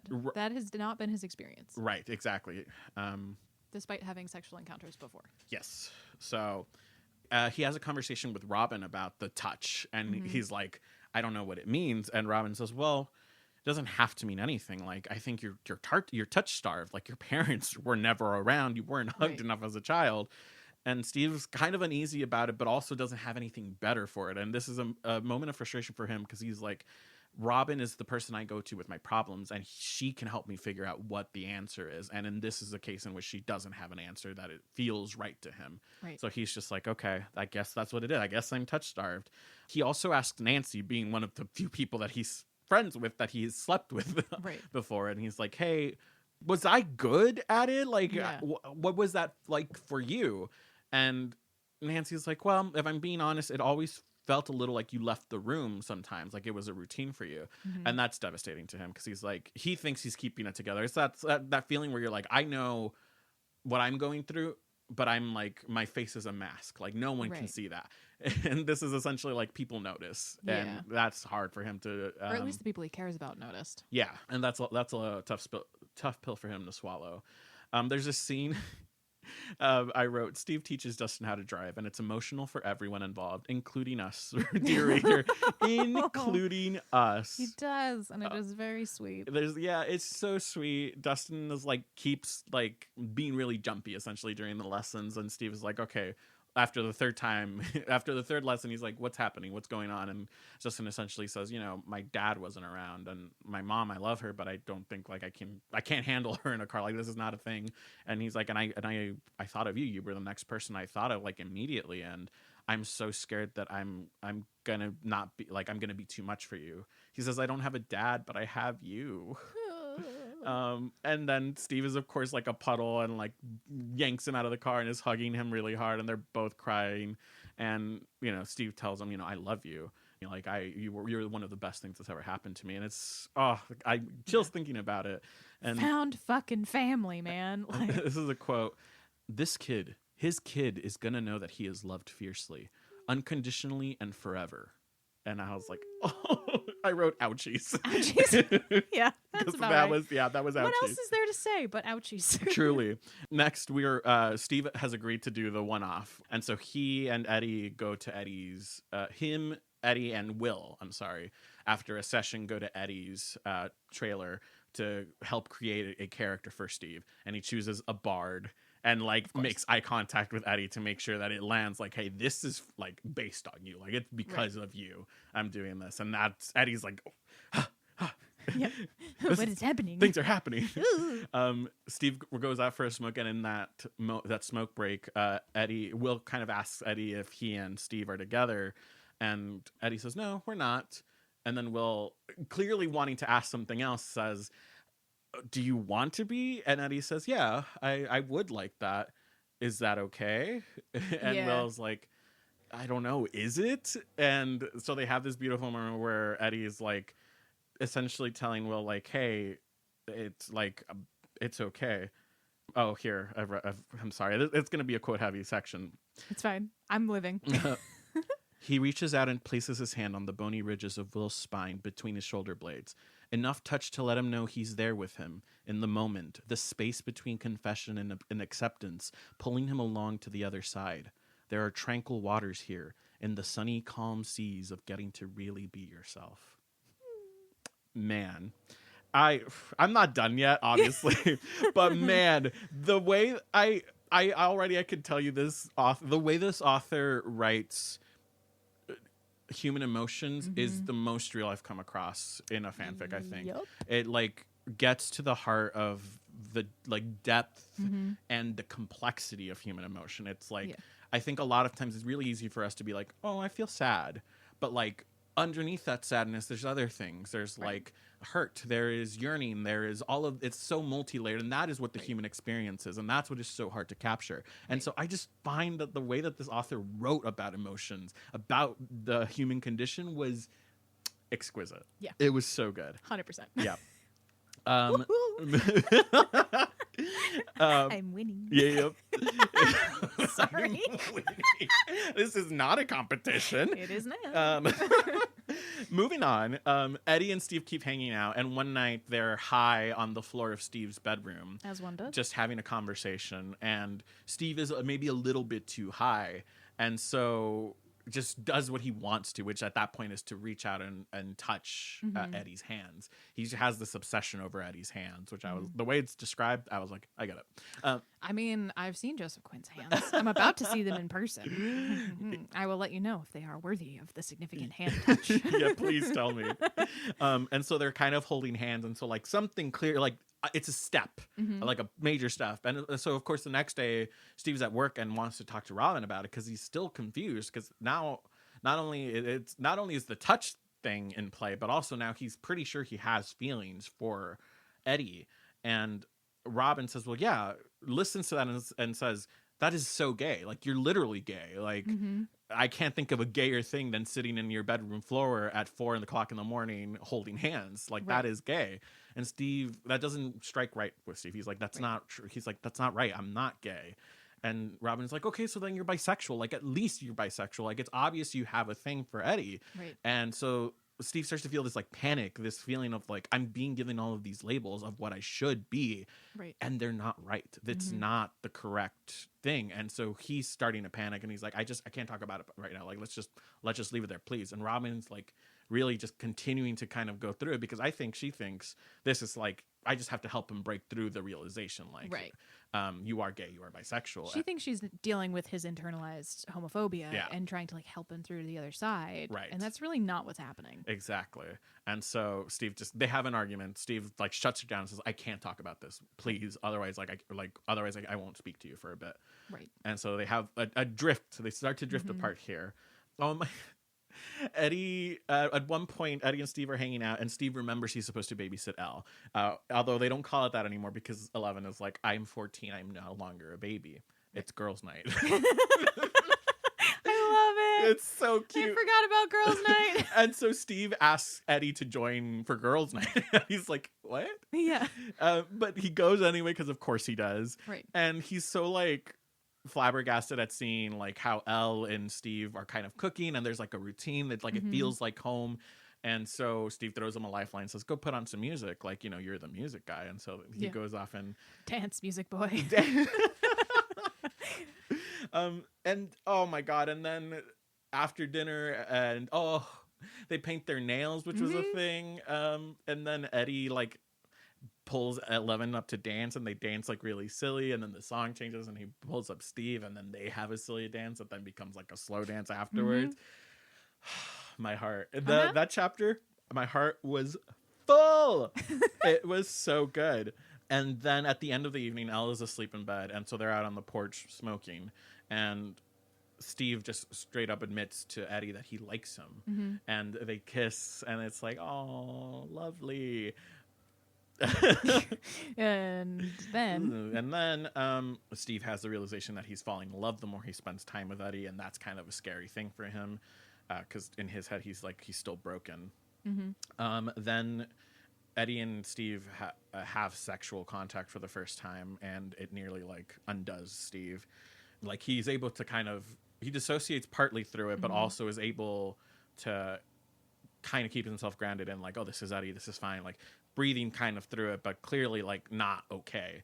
And he goes to Elle afterwards for comfort, and she's like asking him like, oh, did he hurt you? Like, was it a bad touch? And he's like, no, it's just it's too much sometimes. And so they just kind of sit in that companionable silence, and which is really lovely. Yeah. And unfortunately, you would think, Steve, you have to have a conversation with Eddie. There's no conversation yet. Instead, they have penetrative sex, and Steve kind of dissociates through it all, and it brings us back to that moment at the prologue where it's like, okay, afterwards he's asking Eddie, like, was there anything I could have done better? And Eddie says, no, you were the best lay I've ever had. And that throws him into a kind of a panic attack, because he's like, how is it that I can, like, first of all, I thought I would feel something with the right person. Like, I'm fairly certain I'm in love with Eddie. Right. And I thought that was going to be enough to fix me, quote unquote, or to like ignite the thing that is not in my body about touch, about sex, about any of it. And it's not. And then for it to feel like it wasn't like no one even noticed, or like he didn't notice, like Eddie didn't notice in the throes of what was going on. So that sent him into a panic attack. And then eventually he runs into the bathroom and like it's taking a shower. Like he's like, I need to just not be around him. I need to like wash this off of my body. And Eddie's freaking out on the other side of the door, and he's like, oh shit, what has happened? And so eventually he's able to coax Steve to come out, and then they calm down enough to go to sleep. And Eddie's kind of the whole time thinking like, oh fuck, I was really bad at it or something, and Steve's gonna leave me. And Steve reaches out and like kind of touches fingertips with him, which I thought was a really sweet thing. And Eddie like instinctively understands that like Steve does not want to be held right now, but like the fingers is enough to be like, okay, we're gonna work through this somehow. And then the next morning, Eddie wakes up before Steve and goes and is making breakfast. He's wearing like a blanket from the couch as a cape. Yeah. And Steve comes from behind, and there's this loaded moment, and I think Eddie breaks the tension by like flapping his blanket like a bird and says, Bless. You know, like a cape, like wings. And Steve laughs. I love you. I fucking Eddie love Munson, you, idiot. I love you. That's exactly what Steve says. He's like, I love you, you idiot. Yeah. And Eddie says, I fucking love you too, idiot. Yeah. Which is really sweet. And then they have a very needed conversation about how Steve admits he doesn't like having sex. And Eddie almost immediately feels relief. And he's like, oh, yeah, that's fine. Yeah. And then he's like, wait a minute. That's not what I meant. Way worse than that. Exactly. He was like, I was fully expecting to be dumped. He's like, I don't need sex. He's like, first of all, I feel awful that like, I'm sorry you don't like sex. I'm sorry that you don't like sex and we've been having it and I didn't notice. Right. But I don't need it to show you I love you. Right. And oh man, and it's so beautiful. And then they have I'm gonna read this to you and then I'll talk about what I want to say. They finish up their breakfast, and it's when Steve is washing their plates and Eddie goes to hold him from behind like usual that he sees an opportunity. Is this okay? He murmurs in between Steve's shoulder blades. It's stilted, actually talking about the way they touch. Not bad, but new. Steve readjusts Eddie's hands so they're sitting a little lower. Soap bubbles and a little sink water chill his wrist where he touched. Not my chest and not any lower, just my stomach. Okay. And Eddie thinks, yeah, we're going to be okay. Which I fucking love. Are you kidding me? An immediate exploration about boundaries and like talking about like it's like weird. It's a weird thing to bring up, but it's necessary, and in the end is going to bring them closer, which I think is beautiful. I know. And not something you see in every fanfic. So I loved that. I wanted to call that out. Later, after this, Steve literally runs into Robin as he's running out of the convenience store and she's coming in, or vice versa. I don't remember. One of the two, yeah. And then she's in a panic. She's like, Vicky's going to break up with me. She said, I love you. And I just said, thanks, like a dope. Like an idiot. Yeah, exactly. And Steve's like, she's not going to break up with you. And then they have a really good conversation in his car and they talk things through. And he's like, this is what it was. I shouldn't have reacted the way I did, but also I was having these feelings. And this is what I'm thinking. He's like, I don't like, I'm non-sexual is what he's calling it. And Robin says, okay, that makes sense. I'm sorry for trying to like put you in a box, essentially. And she gives him the term asexual. And he's like, huh, okay. After this, we get a little more of seeing how Steve and Eddie are navigating their relationship now that it's out in the open that Steve is asexual. And we have like an example of some good experiences in which Steve is in the right headspace and wants to initiate like intimate contact with Eddie, and so they kind of meet in the middle about what Steve wants and what Eddie wants, and they have a really lovely experience. And you're like, oh, that's awesome. And then almost immediately after that, they have a day in which Steve is in not a great headspace and is feeling like really impatient, and he's like, this is fine, like let's just do something. And so in the middle of like starting some sort of intimate contact, Steve starts to go limp and like dissociate essentially, and Eddie's like, okay, no, we can't do that. Like, that's not what we're here to do. Yeah. You have to be honest with me. And then they have a really lovely conversation, and this is really long, and I'm sorry, but it's important to my thesis. Steve, if I can't keep you trapped by my sexual prowess, why on earth would you want to stay? Eddie says, like it's simple, and maybe it is to him. To Steve, it's the opposite kind of simple, the stupid kind, because who could be more interesting than Eddie Munson? He'd never considered it before, that Eddie felt insecure about this, too. Steve had spent so much time agonizing about how incomplete he was that he didn't stop to consider that Eddie might already think him whole, believed he was the one lacking in some way. The thought never once entered even his periphery, that love and sex could be different for everyone. Maybe one could exist without the other, and a person could still be complete. His own father slept around all the time, but he didn't love those people. Not really, Steve assumed. If sex could exist without those kinds of emotions, then why not the other way around? The idea that he isn't completely broken starts to trickle in through Steve's emotional paralysis. He feels it plant in his core, buried and watered by Eddie's confession. Right? What the fuck? Like, it just... What a deep conversation in which Steve is like, I'm broken, like, and I'm scared that you're gonna get bored of me and want to like want sex. And then he's like, no, I'm bored. I'm scared you're gonna be bored of me. And so they come to this realization. And again, the complexity that the author manages to encapsulate, incredible. I wrote, it's like that particular, the idea that he isn't completely broken starts to trickle in. He feels a plant in his core, buried and watered. Felt so like resonant to me, because whenever I've had like big moments in which big realizations similar to this, where I'm like, oh, I'm enough as a human being, it's enough to breathe air, to understand that I have value. Those kind of realizations that have come in my life have always been like a small click, and then like it feels like it trickles in like that. Like it felt so real to moments that I've had in my life where I'm like, it's small but also monumental. It was wild. Congratulations to that author.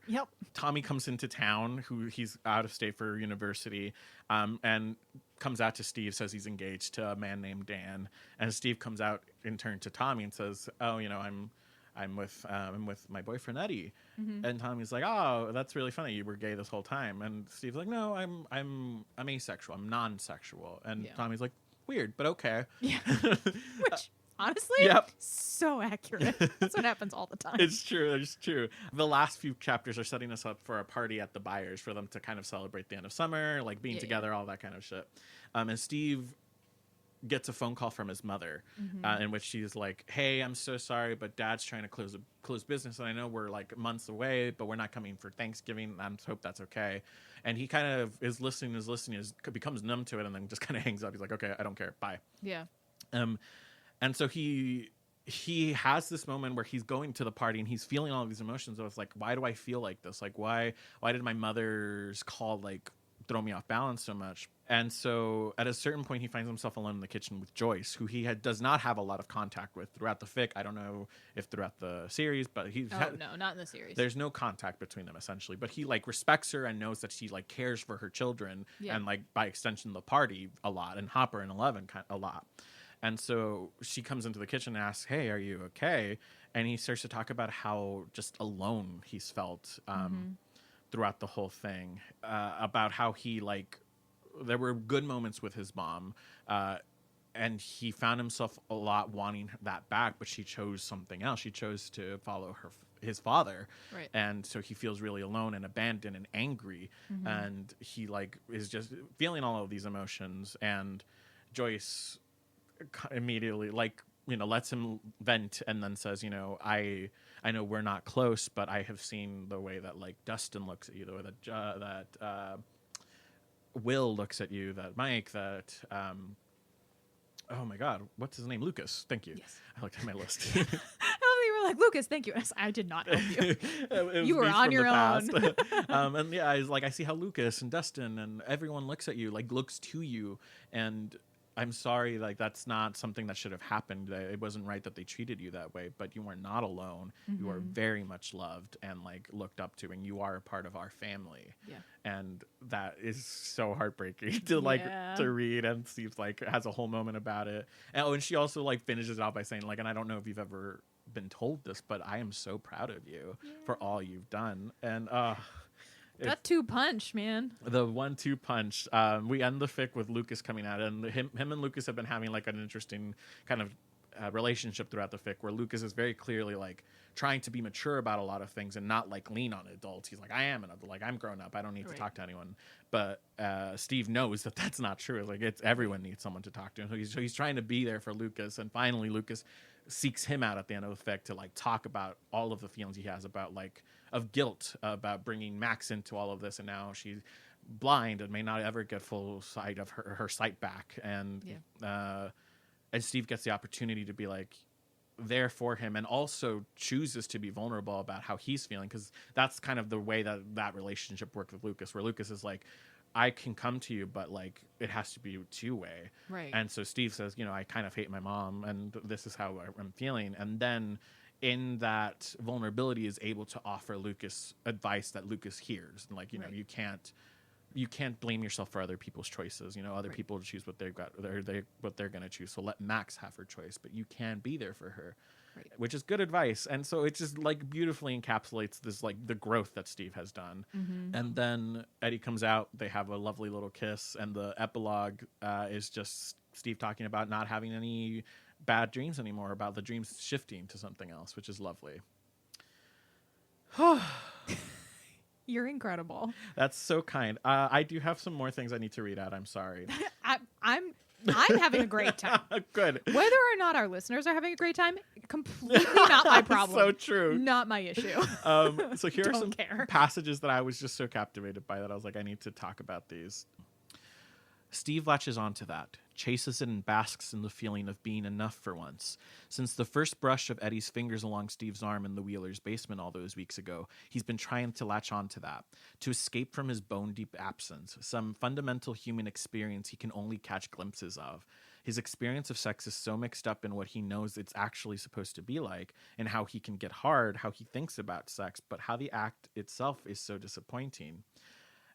And I was like, man, It was a really humbling is not the correct word, but when you read something and you just connect to something so deeply, and you're like, oh, I've never to perspectives that aren't outside of your own, and you're like, oh, I understand so much more now. Like I have ace friends like you, and I have Kanea and other people that I've met that I'm like, yeah, like I understand what you all tell me and my perceived notions of like what I know asexuality to be. But I've never read about, like, this is an asexual author writing about their experiences and what they went through, kind of contextualized and wrapped into this beautiful Stranger Things fic. And I was like, what a haunting description of what it must feel like to go through that, to like, especially when you're with someone that you love, when you're like the wanting of it, but it's like it not being bad necessarily, but it like it's impactful, specifically to the touch in this particular case, where it's like it's not bad, but it lingers. This one I copied and just wrote louder for the people in the back. Great. Oh, Eddie, you're good. You're amazing. I'm the one that's broken. His laugh is self-deprecating, and fuck that. Eddie pulls back and points his finger at Steve. There's flair involved. Never let it be said that Eddie Munson is not a dramatic scrap of a man. Incorrect. Wrong. Bzz. Do not pass go. Do not collect $200, Harrington. There's no point in agonizing over the idea that you're broken when everyone else thinks the same thing about themselves anyway. We're all wacky, weird creatures plodding along the Earth's great crust trying to figure this shit out. Normal is a concept created by the man to trap you into a position of subservience.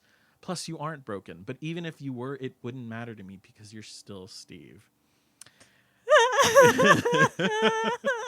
That's the one that got me.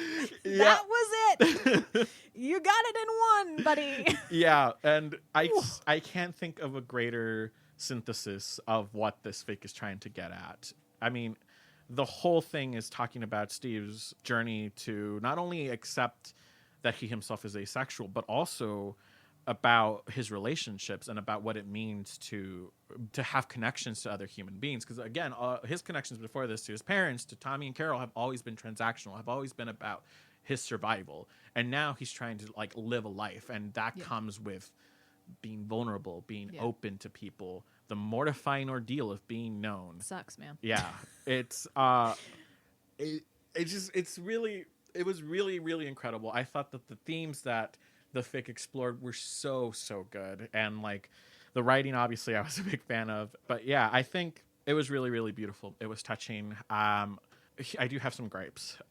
Yes.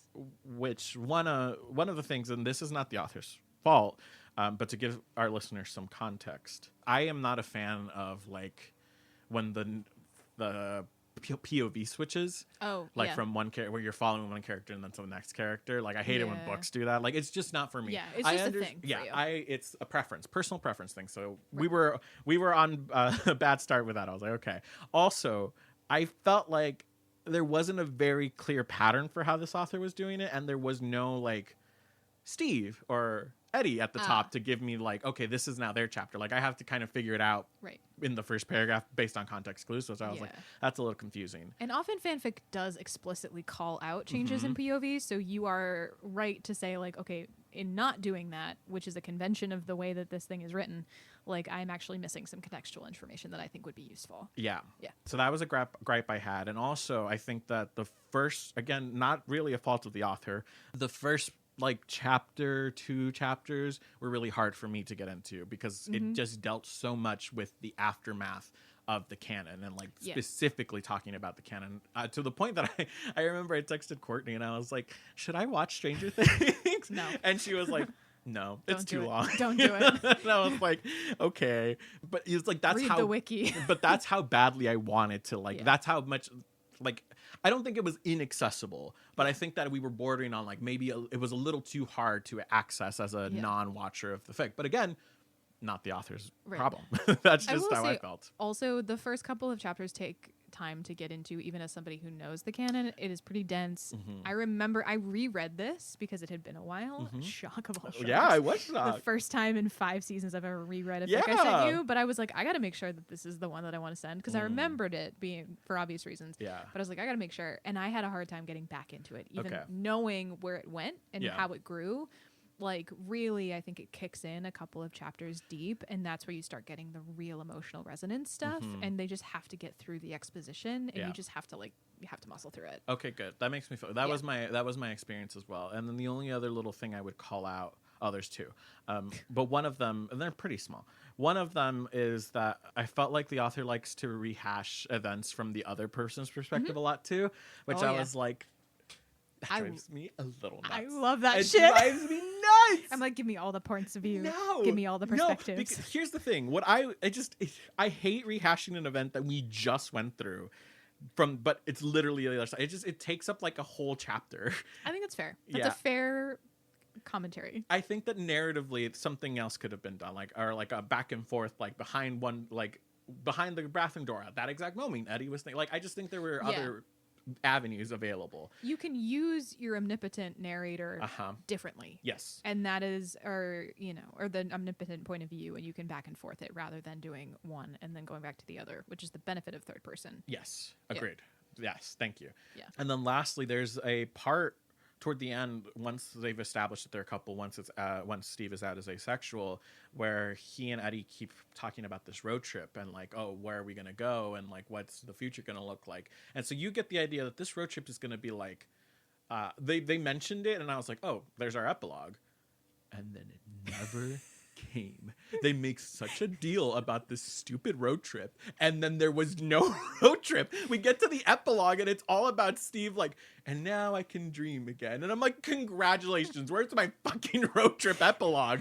Where is my I know what happens? Because also the road trip is coming on the heels of Steve being offered a full-time position at the police department. He's now working full-time. Hopper tells him, hey, doesn't have to be now, but I could send you to the police academy in Indianapolis. Right. So, think about it. Yeah. And so Steve is trying to think, like, now he knows who he is. He knows his relationship to these people. He has a found family. And so you're like, okay, what is he going to choose? And in my head, I was like, perfect. We'll get it with the road trip epilogue. And then we never did. We don't know what Steve chose. We don't know what has happened. Like, and so it was like, talk about a bad, like, I was like, it wasn't a bad ending, but like, I just felt like dropped. Like it was nothing, no aftercare. It was not Chekhov's road trip. Where was Beans the cat? Where was the full circle moment? Yeah. So those were my gripes with it. But I think those are fair. I mean, obviously, I was so just affected by it. Like, it was beautiful, and again, the way that the complex human emotions came across were really lovely. And also, I found myself like, I'm in a really interesting part in my journey of life in this particular season where I haven't gone home. I haven't gone to my hometown. I haven't seen my parents in over a year. Wow. At this point. I didn't realize it had been that long, but I guess that makes sense. Yeah. Christmas was canceled. Yeah. And so I haven't been able to do it. I haven't been able to garner up the strength to go. And it's something I've been talking to my therapist, James, a lot. Shout out to you, James. James, we love you. We do, actually. If you ever want to be on this podcast, it's really hilarious. Where I'm trying to grapple with the fact that I do love my parents, and I do feel like they try to do their best for me, but also there's just so much unhealed trauma and hurt that they inflicted that I have not ever had a chance to voice. And I don't think that even if I were to voice it, like, I don't think that they would be receptive to it. And so it's become a thing of like, if I go home, I don't want to go home and like backslide into the version of myself that they want me to be. Right. Like, how do I go home standing as the person I am? And I think that that's a struggle that a lot of adults kind of come to. Yeah. And so I've been in this place where I'm like, I'm not angry at my parents. I'm not like, I feel things like towards them, and I don't know how to name them. And that whole storyline with Steve navigating his mom was just hit home for me so hard, because it was like that talk where he's saying like, I felt like I am angry. I'm angry that they chose other things. They chose to focus their energy on something else. And I was like, shit, I do feel angry. And it is okay to feel the way I do. And like, I didn't have you run into this a lot, I feel like, when you talk to people about their childhoods. Like, a lot of people will often say like, oh, well, I wasn't like abused. Like, I wasn't physically abused. I wasn't like, abused in any kind of real quote unquote way. But that doesn't mean that I wasn't abused emotionally in other ways. And like, I think about times in which I remember I was in I've always been a person who feels a lot, I feel like. Like, you? What? Since fucking when? Yep. So now just imagine. I think of you as a stoic person. Yep. Just like I have no opinions whatsoever. I did walk into that one. Sorry, I love you dearly. Continue. No, I appreciate it. That was funny. And so I just imagine like a 5-year-old feeling that much and not having the context, the words, the verbalization in order to be able to process what they're going through. Yeah. And I just remember feeling all of that pain. And I remember there were times in which I would be like locked in a closet screaming, like crying, like I hurt. Yeah. And I remember every time that happened, my parents, my brother, my cousins, everyone was just saying I was a baby and telling me like, get over it. Like things aren't bad. And like, but they were for me. Yeah. Like, I was going through it. And like, this is the kind of pain point where it's like, would it have been so hard to approach a child with compassion and grace and been like, I'm sorry you're feeling that. Yeah.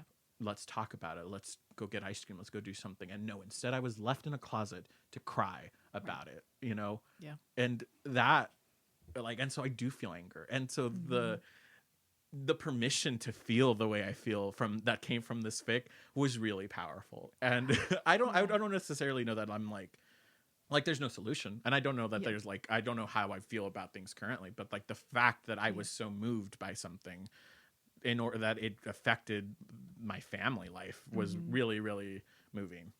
So yeah, I really, really enjoyed this fic. I can tell. I love you so dearly. That's so nice. Thanks. You're really vulnerable, but just then I wanted to hold space for that and make sure you knew you felt loved and supported. Thank you. That's very, very sweet. I'm not the most emotionally you literate person, but I was like, oh wow, that was a lot, and that's gotta take some. That takes some balls to be that emotionally vulnerable. That's very kind. Thank you. So to be 100% honest, I was fully ready to come in here and give you a 4.9 on this because I was like, loved it, was very moved, and like also like just all of the gushing I've already done, like you know, I was like, it's very, very good, but the not getting a clear epilogue, not bringing back the point one, not bringing back the road trip, not bringing back what his future will look like, what his choices, rubbed me the wrong way, and I was like, so we'll deduct like a 0.01 for that, but. Having now spoken for this at a very long time, I think that it's not fair to give this anything less than a 5. I don't think that if something moves you to the point of you having realizations about your own life, if art can give you that, then you're not allowed to give it less than a 5. And so I'm giving this a 5. Wow. Yeah. I don't know how to process that information. This is all right, we're done. All right, then, Erin, where can people find? Oh my God, no. Well, what's also wild, and like I do not want to add another hour to this, but like sorry. I have my own relationship to this fic because I'm fucking ace. I know, God, I'm such a prick. I meant to ask you about that. I absolutely was like, I want to hear every word he says because I often just sort of like feel, and this like don't take this any way. I mean this. I often listen to our podcast and think, Erin, you got to stop talking. Like, Erin, you talk too much. Give Alan more space to speak. Oh, no. And so it's important to me that if you are going to be honest and vulnerable, that I hold space for that. And because you're somewhat more, not closed off. That's not the word. You're a little bit more sort of like reserved. Reserved is maybe it. Like you don't necessarily dive into like long tangential personal stories as often as I do. Woo! But when you do, they're often like knife to the gut, like heart of you type shit, and I wanted to give you that space to do it, but the whole time I was like, yeah, I also have a deeply emotional resonant experience with this fic, and like, that's, I mean, it is a 5 for me too. Like, I know I didn't have to give it a rating, but you know, no, I mean, this fic is a lot. This fic to me is, I didn't have the same process of coming out as Steve did. It was not, I figured myself out on my own and pretty much have up until very recently in my adult life. I think listeners of the podcast will remember how I was with a person and then I wasn't with a person anymore.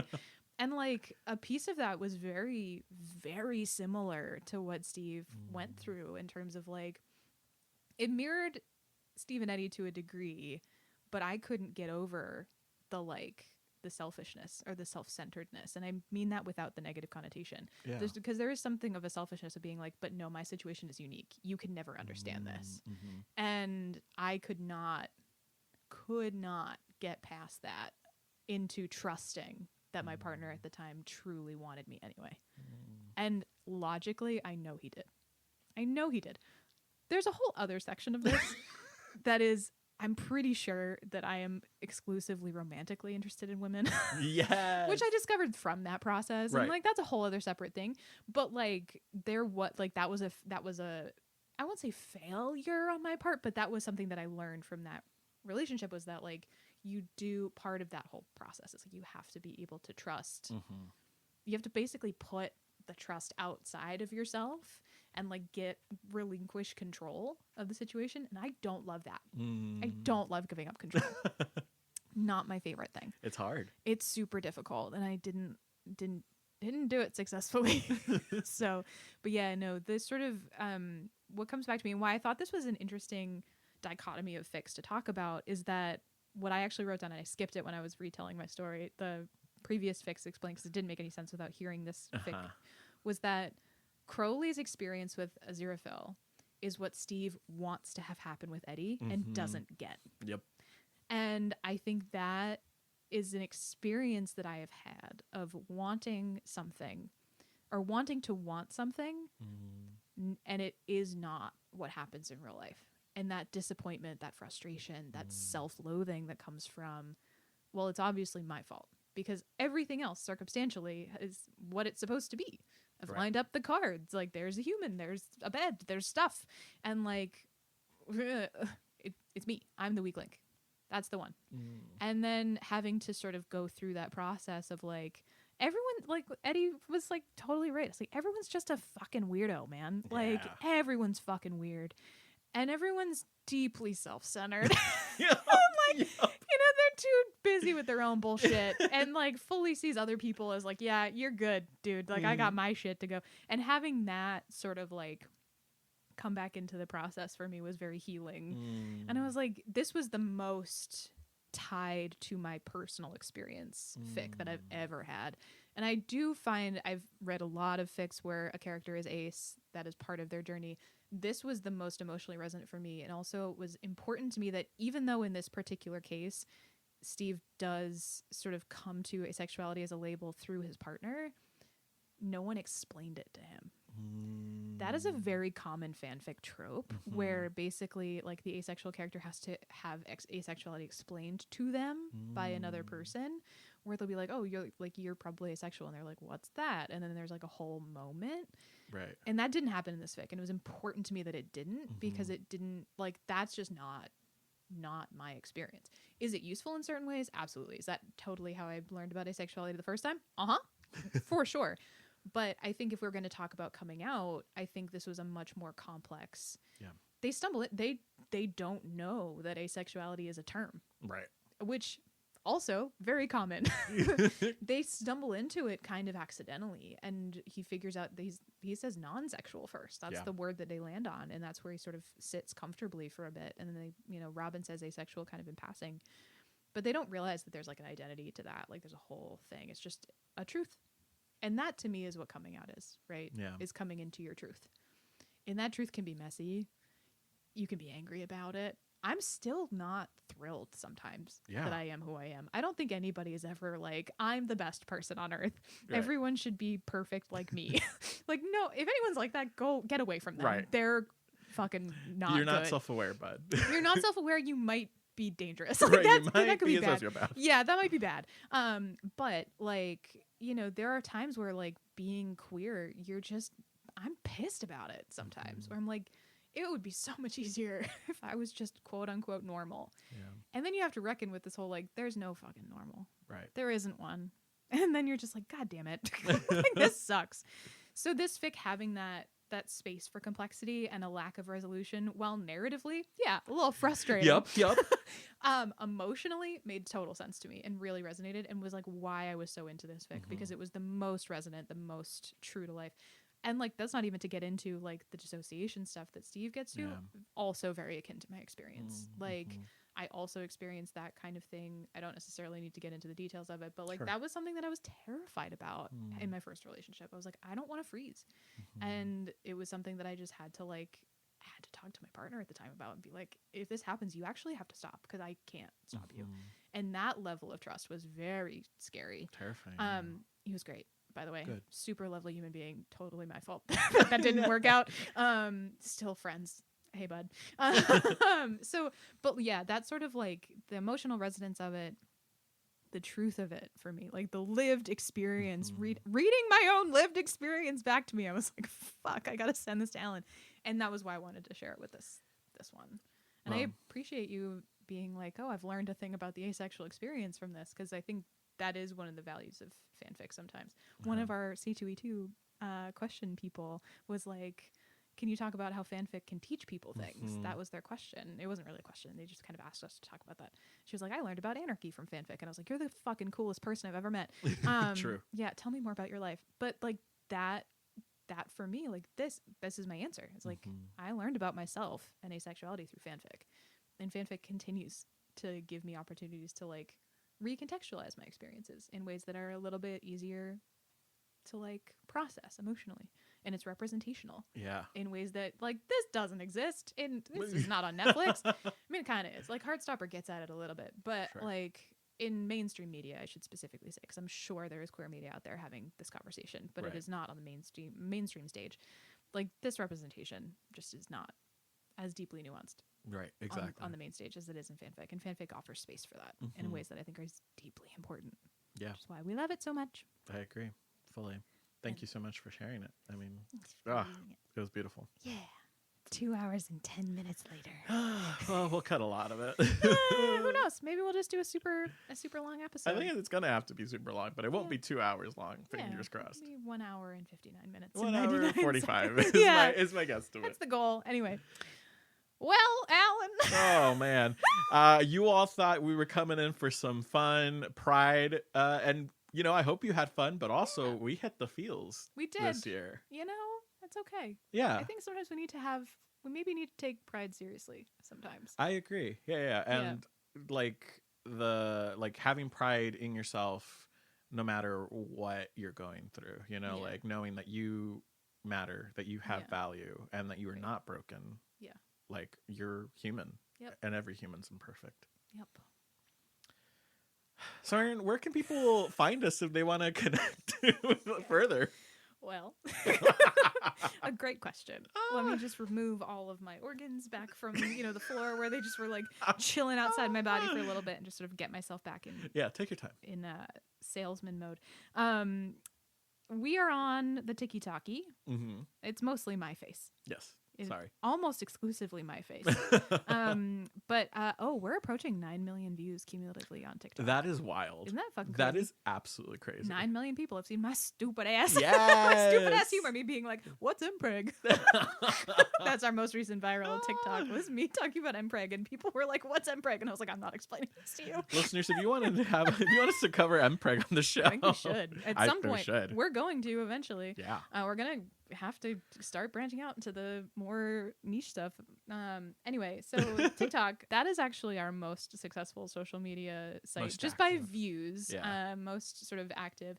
I think our most fun, I love the Tumblr. Yeah. The inimitable Caitlin runs our Tumblr. I think it's the best Tumblr on earth. And I can say that because I have nothing to do with it. It is all Caitlin. And that is the ficklistpodcast.tumblr.com. Nice. And those are really our two main social media sites. We are holding out hope on Twitter, but fuck Twitter, man.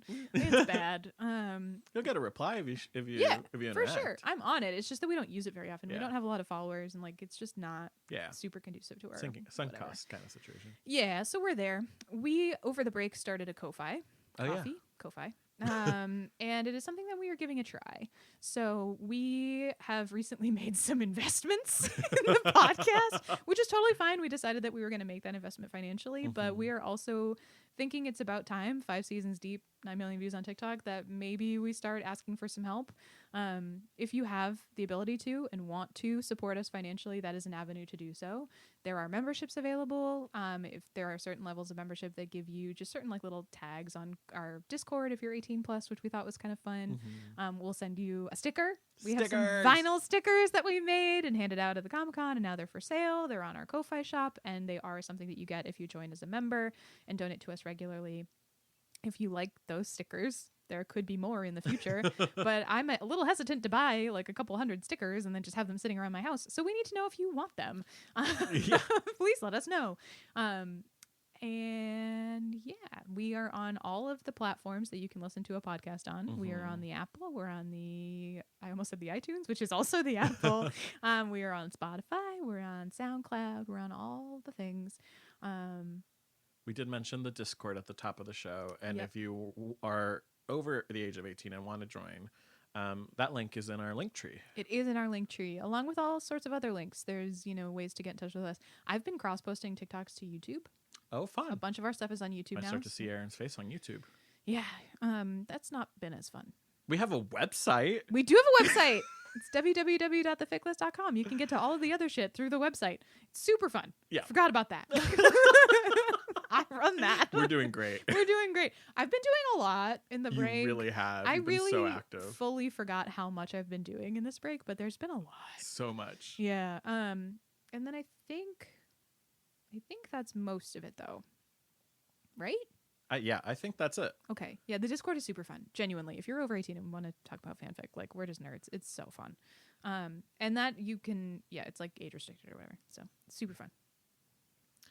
Well, I guess that brings us to the end of another thrilling show. I think we really set the tone for season 5. Yeah, Jesus Christ. I think we need a snack. Yeah. So we'll take a little break, and then we'll see you for the next one. Well, we won't really see you. You'll hear us on the next one. Yeah. In however many weeks it takes for us to get this out. Right. Well, great. Happy Pride again. Happy Pride. Love you. Bye. Bye.